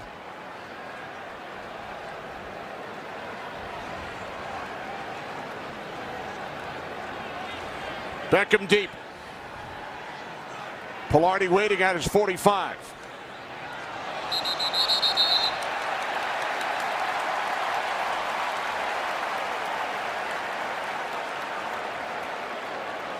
If they pick up 5 yards here, it could change what Ron Rivera wants to do. He's not known as Riverboat Ron for nothing. It would put them into field goal range. Defense, number 96, 5-yard penalty, still 4th down. So Kareem Martin jumped. So instead of a 59-yard attempt,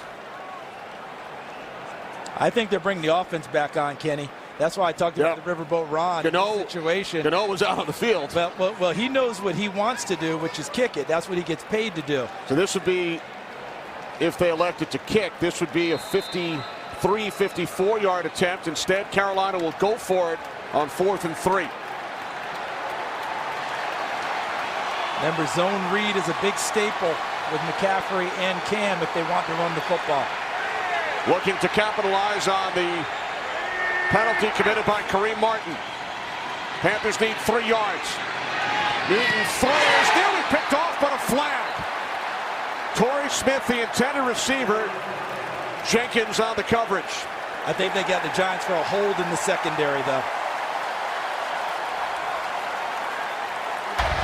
Holding. Defense, number 23. 5-yard penalty, automatic 1st down. And I think they're going to tack on an additional 15 for B.W. Webb in a confrontation with the official. So watch Webb, 23, working downfield. He's got the contact, and he rides and he stays with him past the 5-yard zone. So that's where the flag comes in. And then post-play, he protests the decision vehemently. Watch B.W. Webb, right side of the screen. And that's where he's going to protest the call. Number 23, 15-yard penalty added to the play, and this counts as the first unsportsmanlike penalty for disqualification for number 23. Wow, what a turn of events. 3 consecutive penalties. Watch B.W. Webb. Right here, as he's talking. That's Dale Shaw, the field judge. And they pull him away. But the flag came from behind as one of the other officials throwing the flag in support of his colleague. And B.W. Webb last week in New Orleans, a face mask penalty away from the football kept the drive alive for New Orleans. They would have forced him to kick a field goal, gave him an opportunity to score points. And now Pat Shermer talking about it with the field judge, Dale Shaw. So 3 straight penalties. Kareem Martin as the Giants set up on the punt return. Then Jenkins on 4th down, followed by B.W. Webb on sportsmanlike conduct.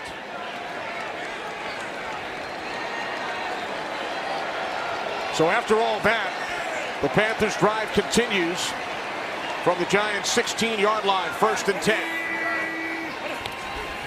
On the toss, McCaffrey. Clark leading the way. And McCaffrey takes a hard hit at the 14-yard line. Another flag.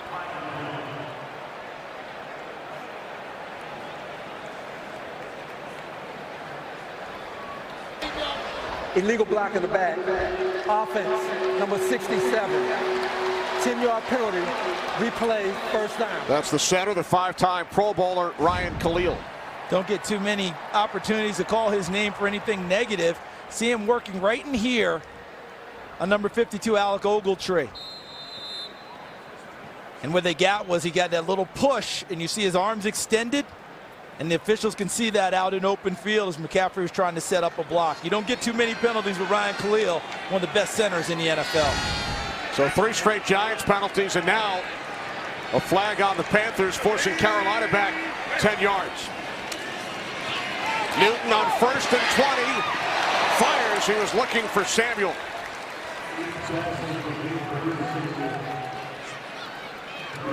Janoris Jenkins defending Curtis Samuel, who scored his first NFL touchdown back in the 1st quarter. See Samuel trying to adjust for a little back shoulder. Nice tight coverage by number 20, Janoris Jenkins, a Pro Bowler in 2016. 2nd team All-Pro that year as well. There's Martin, who committed that first penalty, which kept this drive alive for Carolina as the Panthers set up to punt. Carolina empties the backfield, 2nd down and 20. Newton looking. Now he throws and it's picked off. Intercepted by Curtis Riley.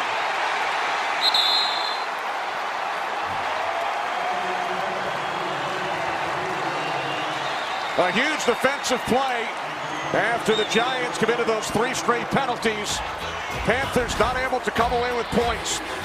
3rd career pick, 1st this season for Riley. There's Ian Thomas to the left, number 80. Cam Newton, the quarterback, number 1. I thought that Thomas ran his route indecisively. And I think Cam was trying to guess what he was doing and ended up with a nice play by Curtis Riley of the Giants with the interception.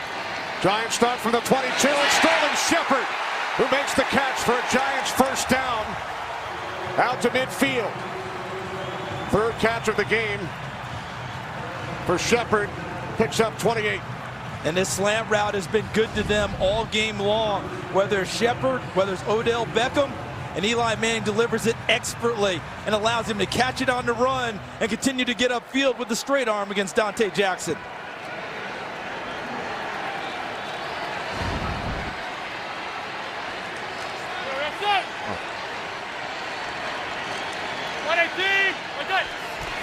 First and 10 from midfield. Barkley brought down in the backfield once again, this time by K'Wan Short.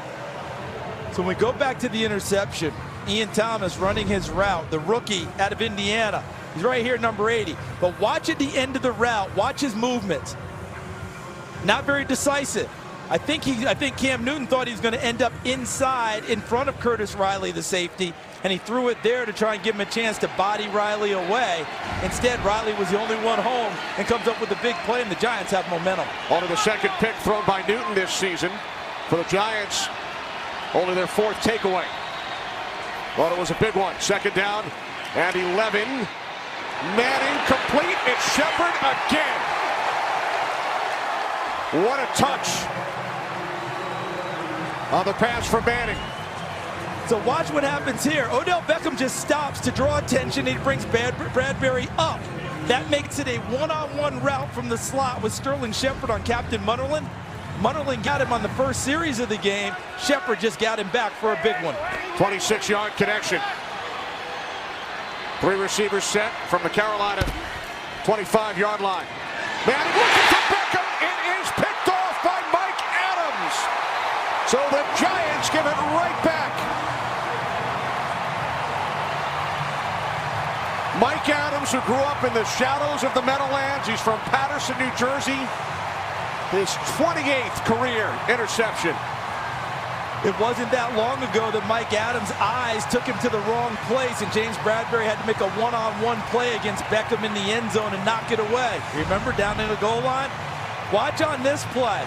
Watch in the right side of your screen. Adams shows like he's going to play down towards the box, drops back into coverage, and gets right into the passing lane where the slants have been so effective. That's an excellent veteran play by the guy they call Pops. His grandmother named him that when he was younger, short for Popeye. Now it's for veteran leadership.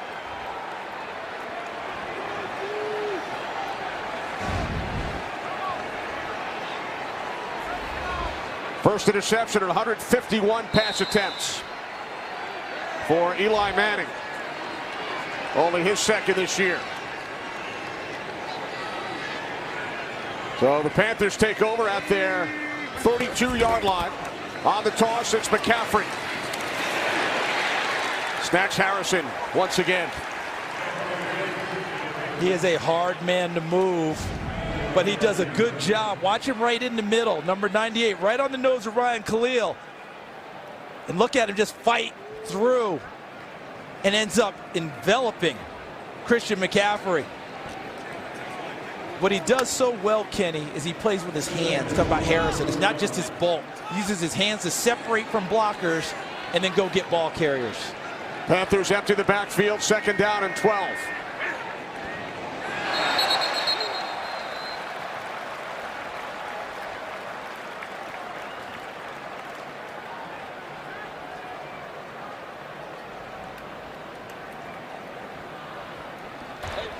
Encroachment. Defense, number 95. 5-yard penalty. Still 2nd down. That's on the rookie out of NC State, B.J. Hill. He's playing very well for a youngster. First season in the league. Doing a nice job both in run support and giving a nice inside presence rushing the passer. He had sacks in his previous 2 games.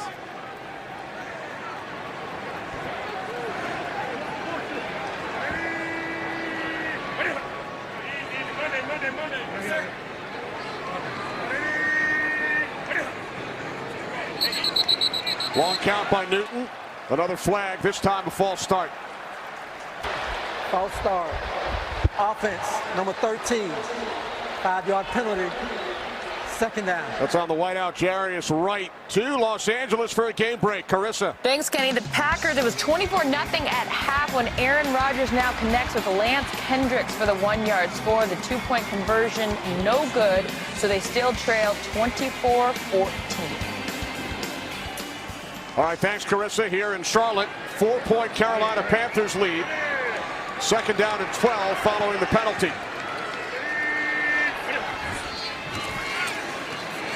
Newton looking, can't find anyone, now throws, and it's Funchess who comes back to make the catch for a Carolina 1st down out to the 44, 14-yard completion. As the 3rd quarter comes to an end in Charlotte.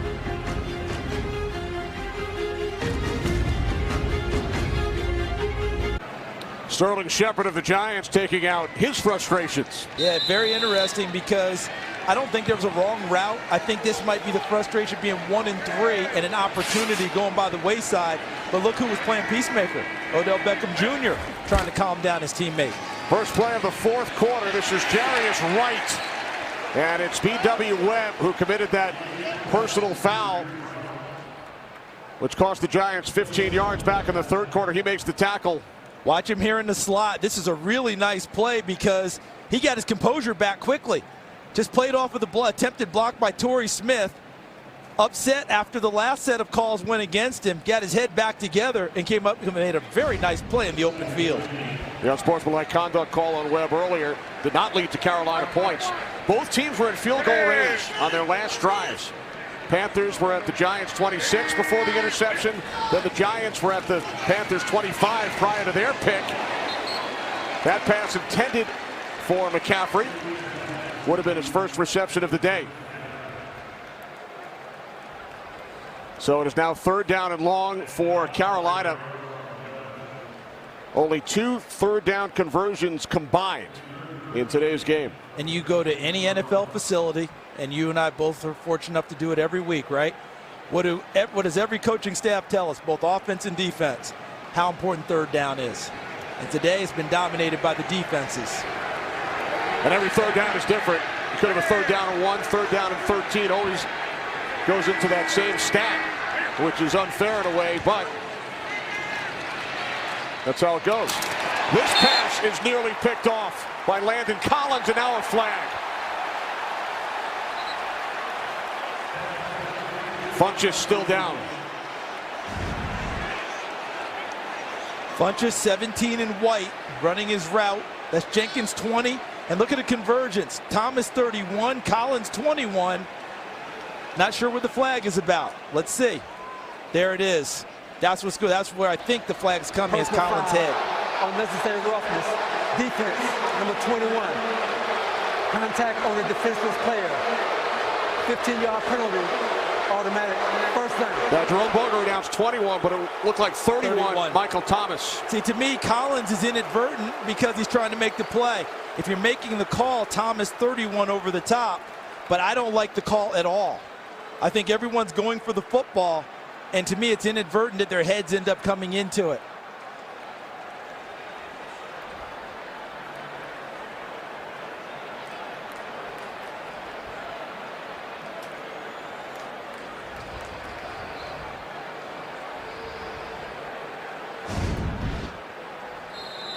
Yeah, that's a tough one for me, watching the Giants make the play on the football.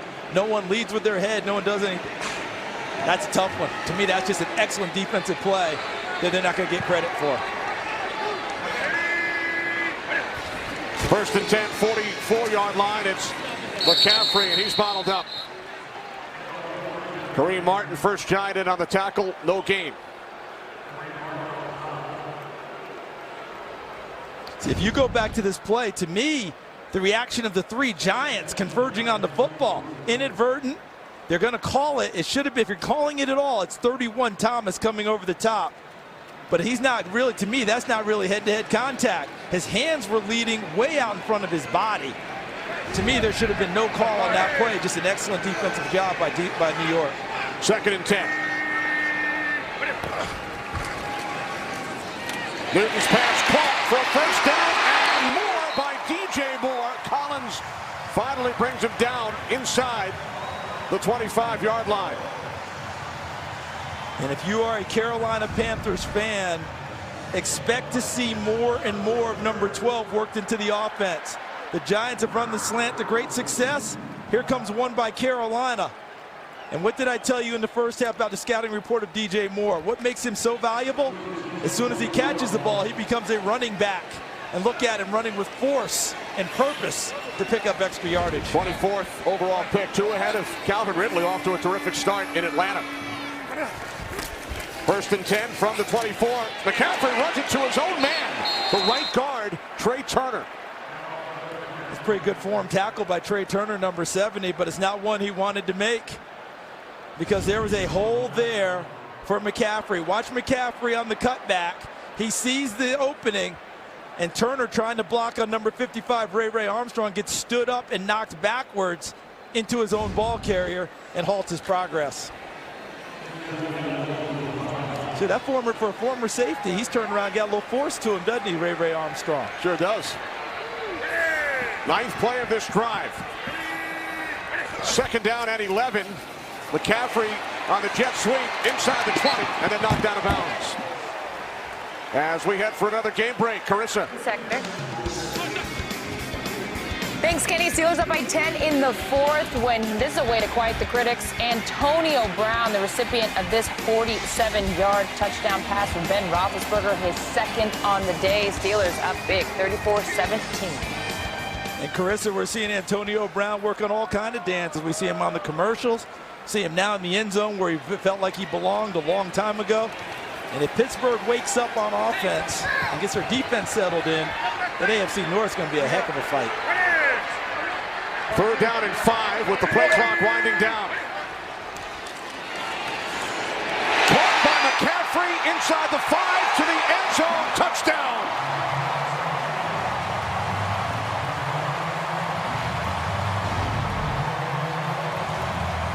We talked during the game about how much Christian McCaffrey was not being used as a pass catcher. Now they swing him out of the backfield, and right at the end, yes, he gets inside. Landon Collins attempted tackle for a touchdown, and there's another happy fan. Rocking an Auburn hat, a Clem Newton shirt, and an NFL football. Now that's a full day for a young man. McCaffrey did not have a reception today until this drive. His first touchdown this season. Gano, the extra point. Panthers lead by 11. First, the penalty. Thomas on Funchess, leading to this Carolina celebration. There's Christian McCaffrey on the right. He scored the Carolina touchdown after the drive was kept alive by the penalty call against Michael Thomas on 3rd down and 13. I did not see. But look at the touchdown. So what you have here, okay, right there, but look here. You want McCaffrey coming out of the backfield. So you had Collins talking to Janoris Jenkins in the secondary, making a switch call because Collins thought he was supposed to have him, wanted Jenkins to take McCaffrey. Doesn't get communicated. McCaffrey runs free. Touchdown, Carolina.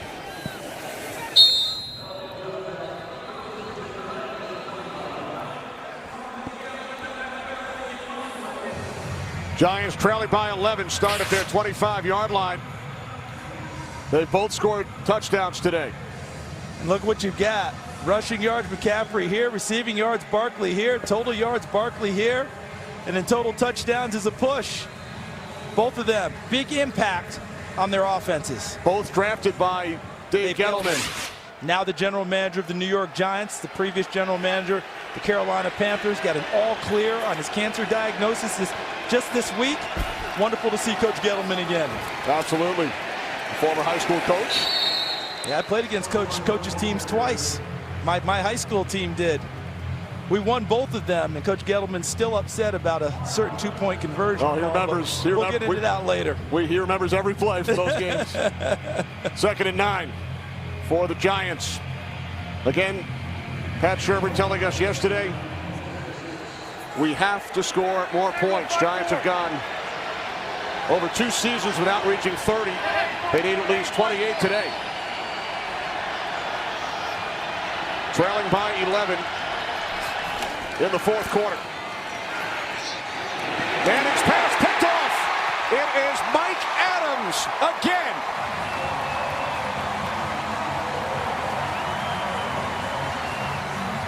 So after Manning went 152 attempts without throwing a pick, back-to-back attempts intercepted by Adams.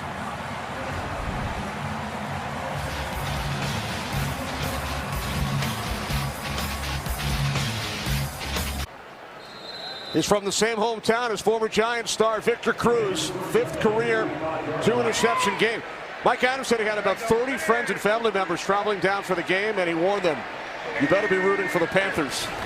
Yeah, you're nowhere in Giants gear, folks. Here's McCaffrey spinning ahead for a gain of 1. So Mike Adams, you just mentioned him, Kenny. Here he is, okay?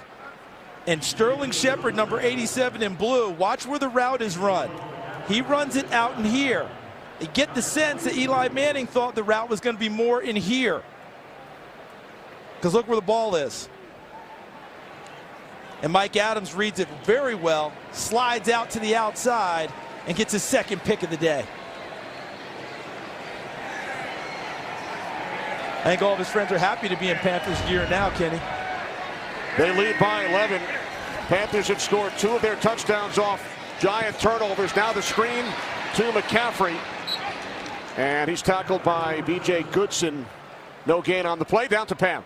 Well, wide receiver Devin Funchess was not on the field as the Panthers celebrated that McCaffrey touchdown after spending some time in the medical tent. Funchess then headed back to the locker room. You think that hard hit was the problem, but no. He had to get an IV. It's a very, very hot day, as you guys know. Pam, you can attest better than anyone. You're right about that. I mean, you're down there right in the heat of the whole thing the entire game. And just think, you're going through it, no IV for you. You're a player. Now Funchess is back on the sidelines. Back from the locker room, 3rd down and 8. Newton under pressure from Landon Collins. It's picked off by Janoris Jenkins. Jenkins in Panthers territory, then cuts it back. Picks up a blocker inside the 40. And down at the 34-yard line of Carolina.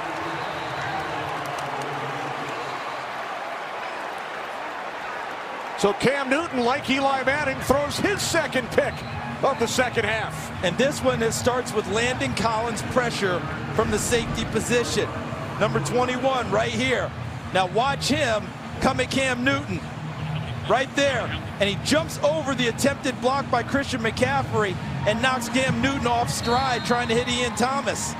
That pressure helped force an inaccurate pass. Look at Collins' athleticism over the attempted cut block of McCaffrey. The errant pass taken in by Janoris Jenkins, and the Giants are in business. That's 4 interceptions the last 5 possessions. The last 19 plays in this game, 4 picks. Now Barkley. Barkley wrapped up after a short gain, 2nd and 9. Under 9 minutes remaining for Janoris Jenkins, his second pick. We saw the pressure from Landon Collins, and now the Giants with an opportunity to pull closer. And coming into the game, there was a lot of discussion about the Giants secondary, that they were doing a nice job, but they weren't making the game-changing plays they were used to. Collins came into the game with 3 passes broken up and no forced fumbles, no interceptions. Well, he just made a changing play there with the pressure on Newton. 2nd down and 9. As Manning fires, looking for Beckham in the end zone. There is a flag, and Beckham makes the catch for a Giants touchdown.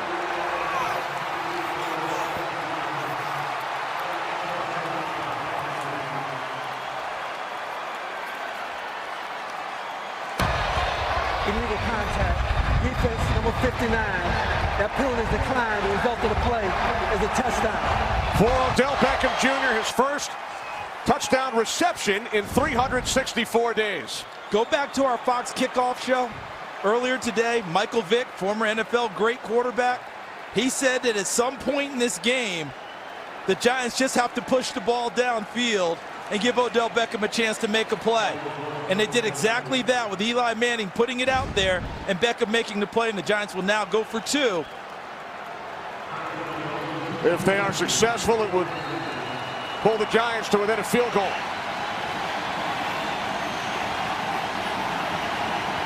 Barkley by himself coming back into the backfield.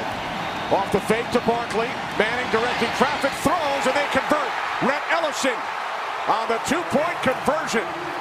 So the Giants take advantage of the interception by Janoris Jenkins. It's now a 3-point game. Manning connected with Beckham in the end zone.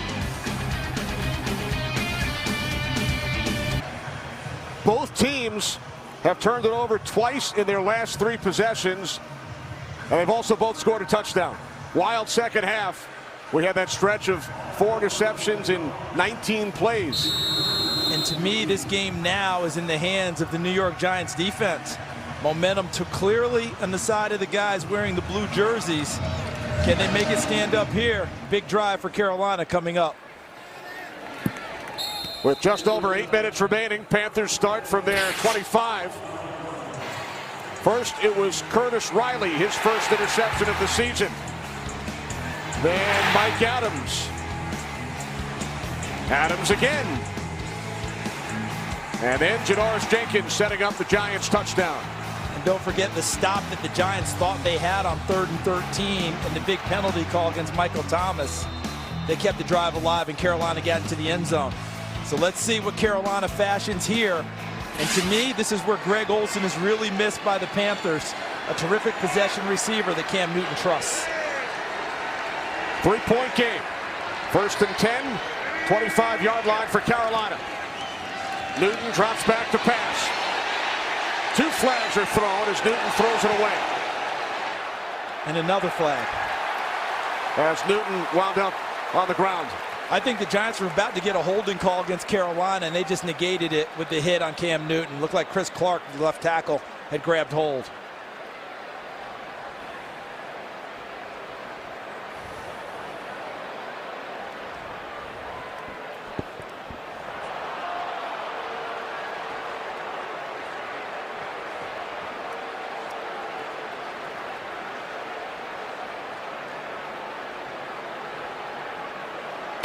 There are 2 fouls on the play, one against each team.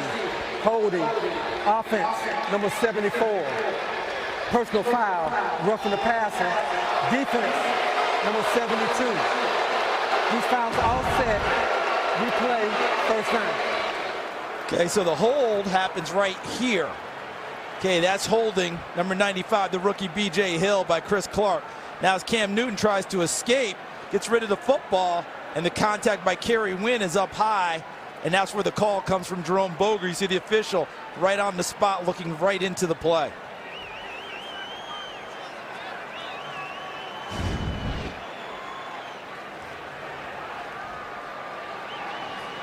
That's almost another big play for the Giants. Would have gotten 15 yards and really set things up big for Carolina behind the chains.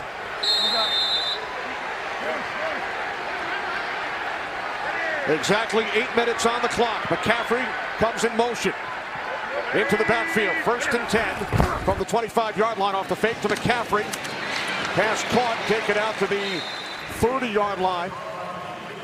And then the tackle made by Kerry Wynn on DJ Moore after a gain of 5. Now Funchess back on the field. We heard from Pam about his situation. So that IV now working for him, able to get back onto the field, as Pam reported. 2nd down and 5.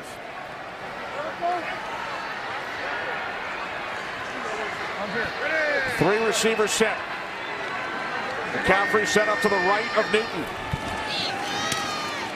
Newton's pass caught. And it's a 1st down for Carolina. Funchess out to the 36.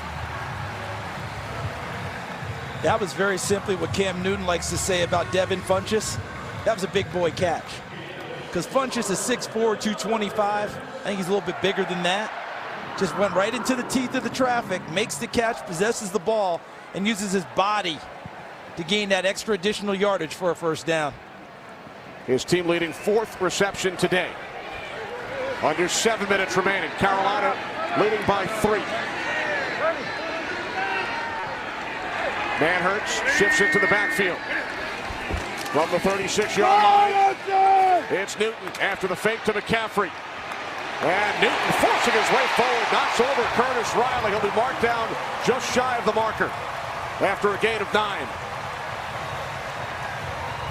You know, you often talk to guys about whether they play offense or defense, and defensive guys say, I want to be the hittee, not the hitter. I want to be the hitter, not the hittee. Well, in this case, Cam Newton playing offense becomes the hitter. He drops his shoulder and runs through Eli Apple initially. Look at him. He drops it just like a running back. You talk about running backs running behind their pads. He does that, runs through that one, runs through Josh Morrow, Landon Collins, and nearly picks up a 1st down. 2nd down and 1 on the toss. It's McCaffrey. And McCaffrey has a 1st down as he eluded Riley. New set of downs for the Panthers. You know, they talk about Norv Turner coming in and helping Cam Newton get more easy completions to help his percentage and move the sticks. Not anything easier than that right there, because that is a forward pass. That's how it goes down, and Torrey Smith comes out of the game with an injury. Smith, number 11 in white, stalk blocking, does a nice job working and comes up a little bit limp, a little bit gimpy there as he worked on number 23, B.W. Webb.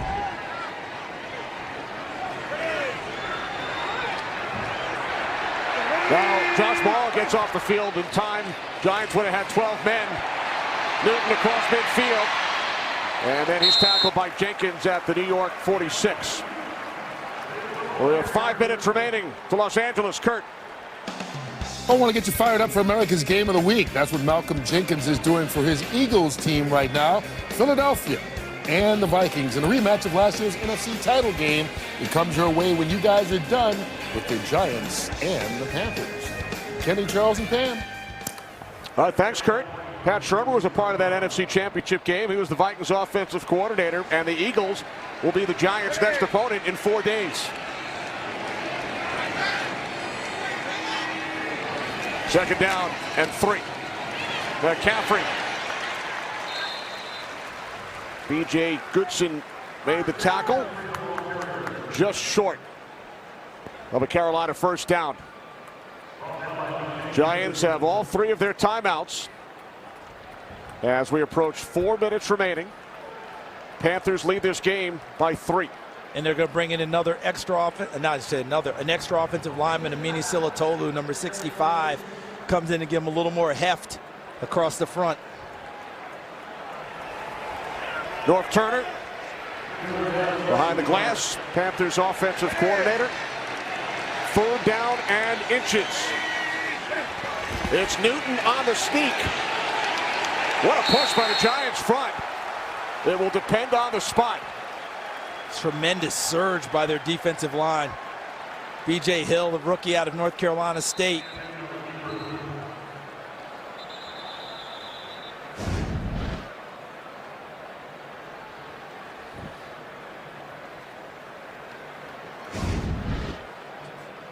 Dalvin Tomlinson of the Giants injured on the play.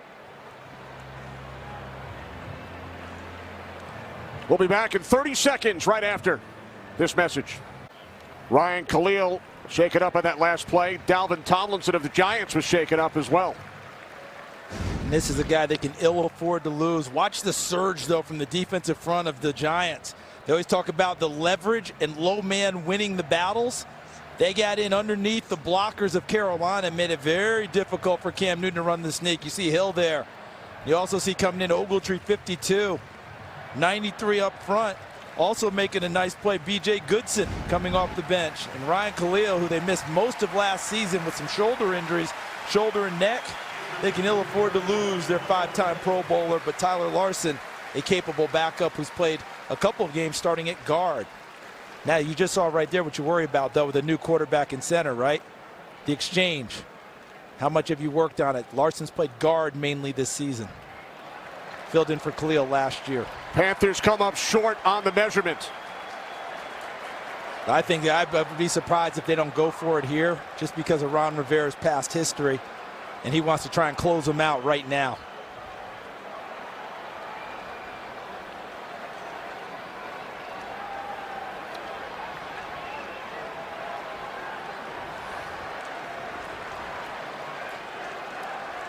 I'm not sure I wouldn't come right back with another sneak. I know that they beat them there, but you're talking about Cam Newton as your quarterback. Listed as 6'5", 245, much bigger and stronger. If he just gets low and surges forward, he should be able to pick up that first down. If they don't make it, it would give the Giants excellent field position.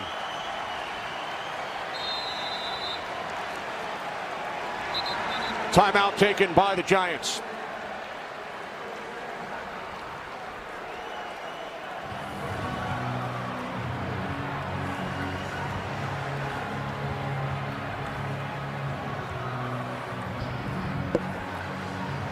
So with 3:27 remaining, huge play coming up here. 4th and 1 for Carolina with a 3-point lead. And this just speaks to the past history of Ron Rivera, going forward in times when you can play conservative, punt it downfield, rely on your defense. But the way this NFL game is played nowadays and the way this one is going, possession is more important to them at this point. I see them going for it. I wouldn't be surprised again if they come back with Newton with a sneak. We welcome those of you who just joined us. Kenny Albert, Charles Davis, Pam Oliver in Charlotte, North Carolina. Carolina Panthers lead the New York Giants by 3. 3:27 remaining. 4th down and 1 for Cam Newton and the Panthers.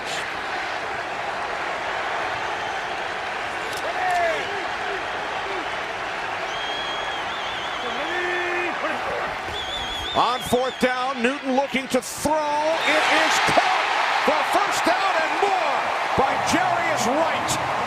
The Panthers needed 1 yard. They gained 26.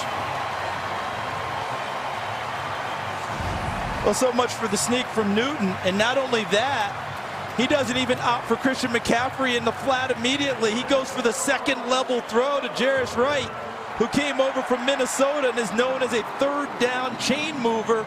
He does it in a big way on fourth down. The guts of Ron Rivera to go for it, and how about the guts of his quarterback to make that throw? Riverboat Ron Rivera in midseason form.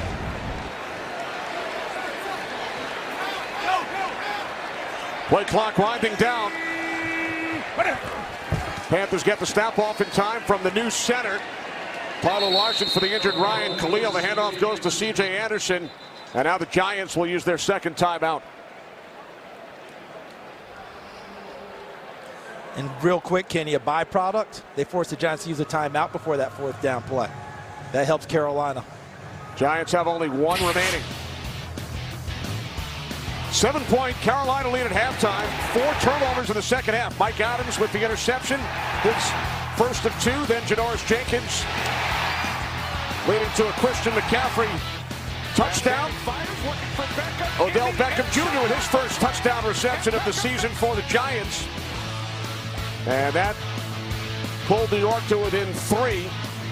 And then a key penalty.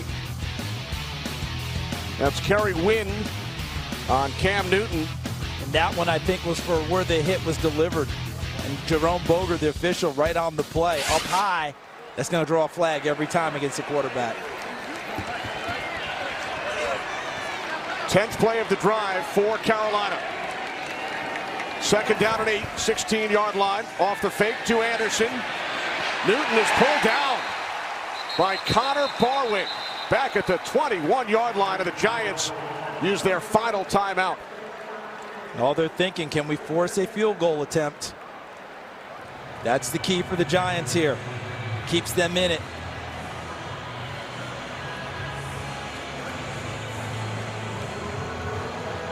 We welcome a new audience here in Charlotte as we take another look at the last play. Sacked by Connor Barwin of Cam Newton on second down, with the Carolina Panthers leading the New York Giants by 3. 2 minutes, 27 seconds remaining. That was really good hustle by Barwin because he'd gotten pushed inside by the tight end Chris Manhertz, but stayed with it, kept pursuing, and made the play. He's been filling in for Olivier Vernon, still out with the high ankle sprain. They're looking to get him back as soon as possible. And the Giants look to hold the Panthers to a field goal here. Giants are out of timeouts. 3rd down and 13. Panthers must get to the 7 for a first down. McCaffrey slot to the left. Newton on 3rd down. To the end zone, incomplete. So the clock stops with 2:21 remaining. Now a flag. A late flag at the end of the play. And it's right in the middle. No one in the area. Could it be one of the intentional grounding calls we've seen in recent weeks where no one's around? There is no foul for illegal contact on the play. 4th down. So the Giants did their job, and they did it well, forcing the field goal attempt. Even if it goes through the posts, they're just down 6.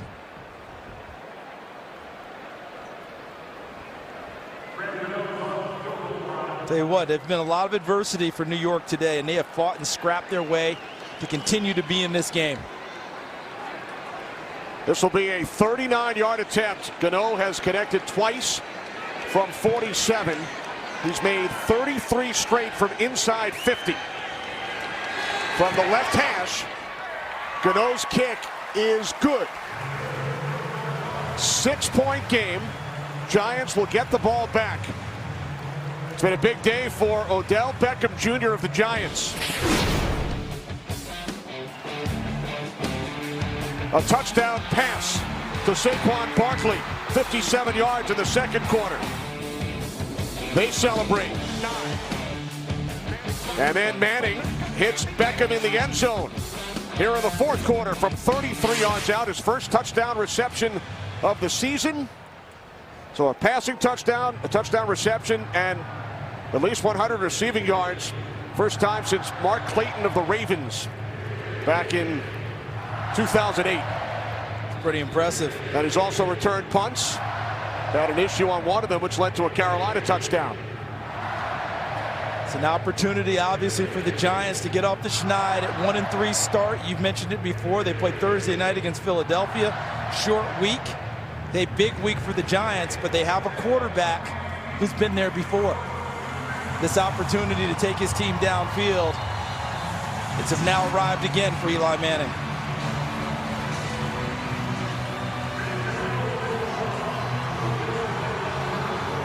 Giants out of timeouts. They will start from their 25-yard line. They need a touchdown.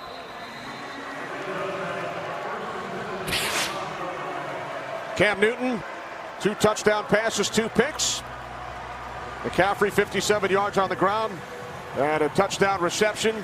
We talked about Beckham's day, and Saquon Barkley, 5th consecutive game to start his NFL career over 100 yards from scrimmage, tied for the 2nd longest streak all time. And Carolina has Eric Reed on the field for the biggest drive of the game, recently signed. Pam Oliver said he'd be on a pitch count today for 25 to 30 plays. He's here for the biggest ones of the game. Giants must go 75 yards in 2 minutes, 16 seconds. Manning throws on 1st down. Out at the 33-yard line, it's Russell Shepard for a gain of 8. Clock winding down towards the 2-minute warning.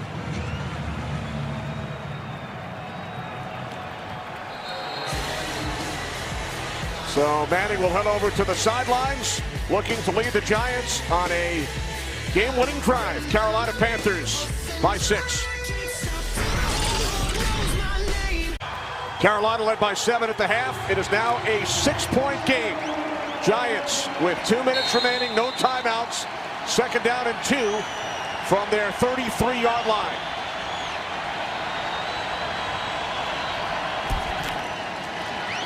Manning throws complete to Red Ellison, the tight end, for a 1st down out to the 45. Gain of 12. What you have to keep an eye on is the Panthers are going to play safeties deep. And if you get the ball to a Beckham or a Shepard underneath and you don't tackle him immediately, there's room to roam after the catch. 1:40 on the clock from the 45-yard line. Manning fires downfield for Russell Shepard. And the former Panther makes the catch. He was not touched. Touchdown, Giants.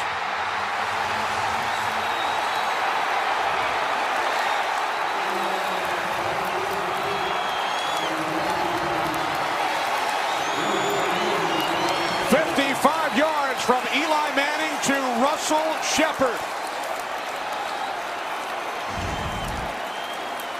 As he goes to the ground, is there any type of contact from Dante Jackson, the rookie? And right there, you see it. The previous play is under review. Now, because it was ruled a touchdown, all scoring plays are reviewed. So this one should come back to that spot. Dante Jackson fortunate to make that play after Russell Shepard goes by him. And what redemption for Shepard from earlier in the ball game when he had a ball pop out of his hands. It should have been a completion. A penalty followed soon after. And what a monster play there. The rookie out of LSU, Dante Jackson, gets taken to school late in the ball game. The one place you can't get beat in this situation is deep, and it happened. So the officials did not rule that he was touched. They signaled touchdown. Our replays certainly seem to indicate that he was touched at the 15-yard line. So here it is. So look at Jackson and look where his head is. He's looking inside, and his feet stop a little bit. And the receivers say, when we're even with a defensive back, we're leaving. And there he goes, right past him. Dante Jackson might have gotten just a tad too comfortable on the corner, thinking his 4.32 speed will catch up. But Shepard left him. Good play at the end by Jackson, tagging him down. They'll bring this one back. But the one place you cannot get beat in this situation is over the top, and the youngster let it happen. After reviewing the play, the runner was down by contact at the 15-yard line. Because this occurred after the 2-minute warning, there's a 10-second runoff applicable. Game clock operator, please reset the game clock to 1:33 and remove 10 seconds after 1:20. So we'll take 10 seconds off the clock. Giants have gone 37 straight games, including the postseason, without reaching 30 points. A touchdown would give them 30. So it's a 40-yard connection from Manning to Russell Shepard as Manning goes over 300. And who will cover Saquon Barkley out of the backfield? First and 10, 15-yard line. Pass caught by Barkley inside the 5 to the end zone. Touchdown!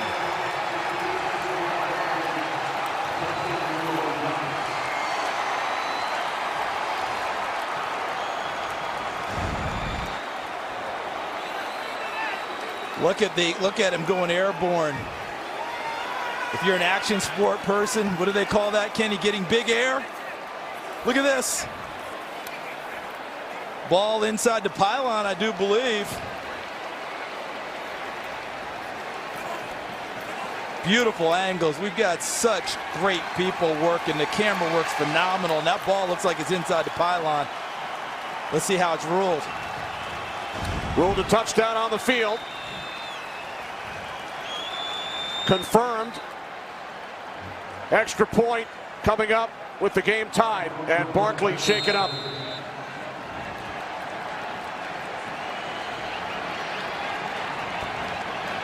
So the Giants reach that 30-point mark for the first time since the last game of the 2015 season. The extra point is good by Rosas. The Giants take a 1-point lead with 68 seconds remaining.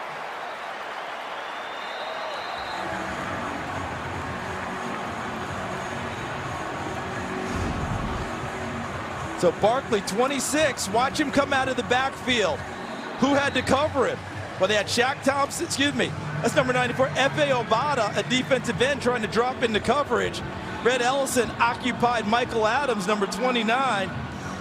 And Barkley hurls himself into the end zone to tie the game. And then after Rosas' extra point, the Giants have battled all game long and now put themselves in a position to win this one with one drive left from Carolina.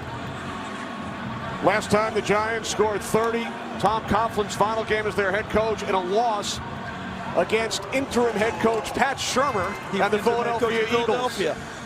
Last time the Giants scored 30. I like how you tie that all together. That's pretty good. But there's one timeout left for Carolina. Eli Manning, we said he'd been there before for late drives. Here's Cam Newton's opportunity now, early in this season, to bring his team back. Eli, need 3. Since throwing those 2 picks, Charles, 5 of 5, 108 yards, 2 touchdowns. It helps when your personality is so unflappable and you don't let emotions get involved. Here's Cam Newton's opportunity now. Remember, they just need 3. And Graham Gano inside of 50 yards. How many in a row now, Kenny? 33, 34? 3 today, 34 overall. And a new center in the ball game, Tyler Larson, number 69, in for Ryan Khalil. So watch the quarterback center exchanges. They need them to be clean.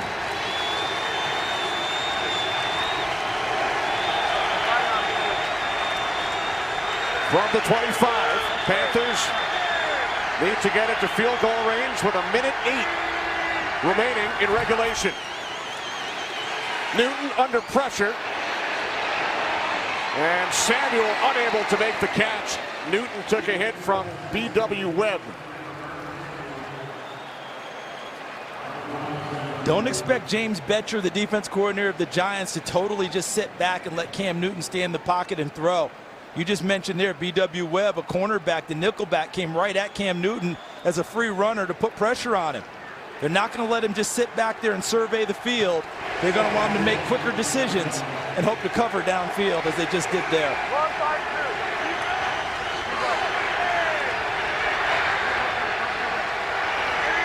Second and 10. Newton fires across the middle, and it's caught out at the 45-yard line by DJ Moore. 20-yard pass play, Carolina first down, 50 seconds remaining. They need to go about 18, 20 more yards to get into field goal range for Graham Gano. From the 45. Newton to the far side. Looked like Funchess slipped. Eli Apple defending. 35 seconds remaining. You're exactly right. Funchess did slip, making his cut. Watch Funchess 17 to the right of your screen. As he turns to go back, Pam Oliver mentioned the field conditions were a little slippery earlier in the game. And could this cost them a timeout with him getting off the field? Good hustle by Devin Funchess, saving his team a timeout, the one that they have remaining. 35 seconds. Play clock is at 5. Newton on second down, throws a bullet. It's complete to McCaffrey. And he's tackled by Landon Collins at the 46, just shy of a first down. And now Carolina uses their final timeout. They need to go about 10 more yards to get into field goal range. No timeouts remaining. The last time these teams met back in 2015, the Panthers were 13-0. A wild comeback by the Giants. Rashad Jennings with a touchdown.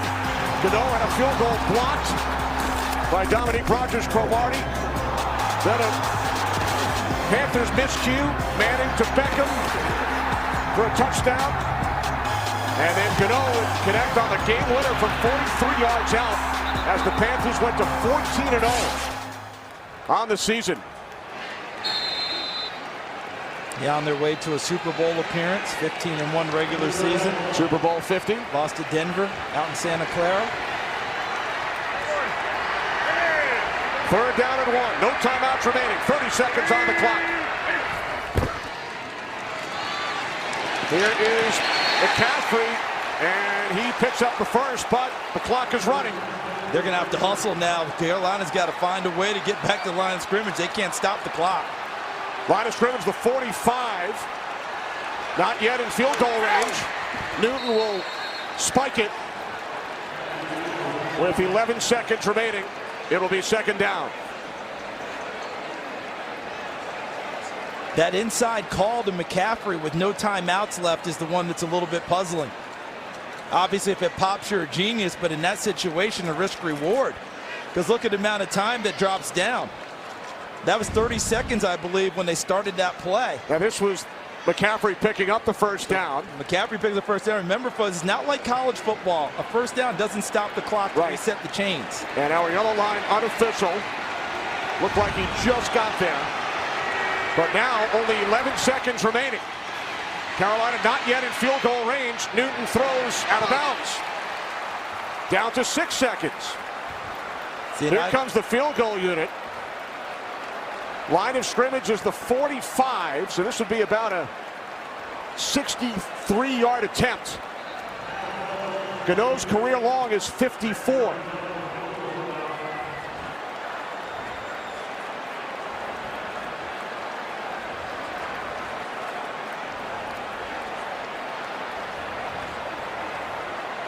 So Gano from 63. From the left hash. Ball is placed down. Gano from 63 yards out. It is good.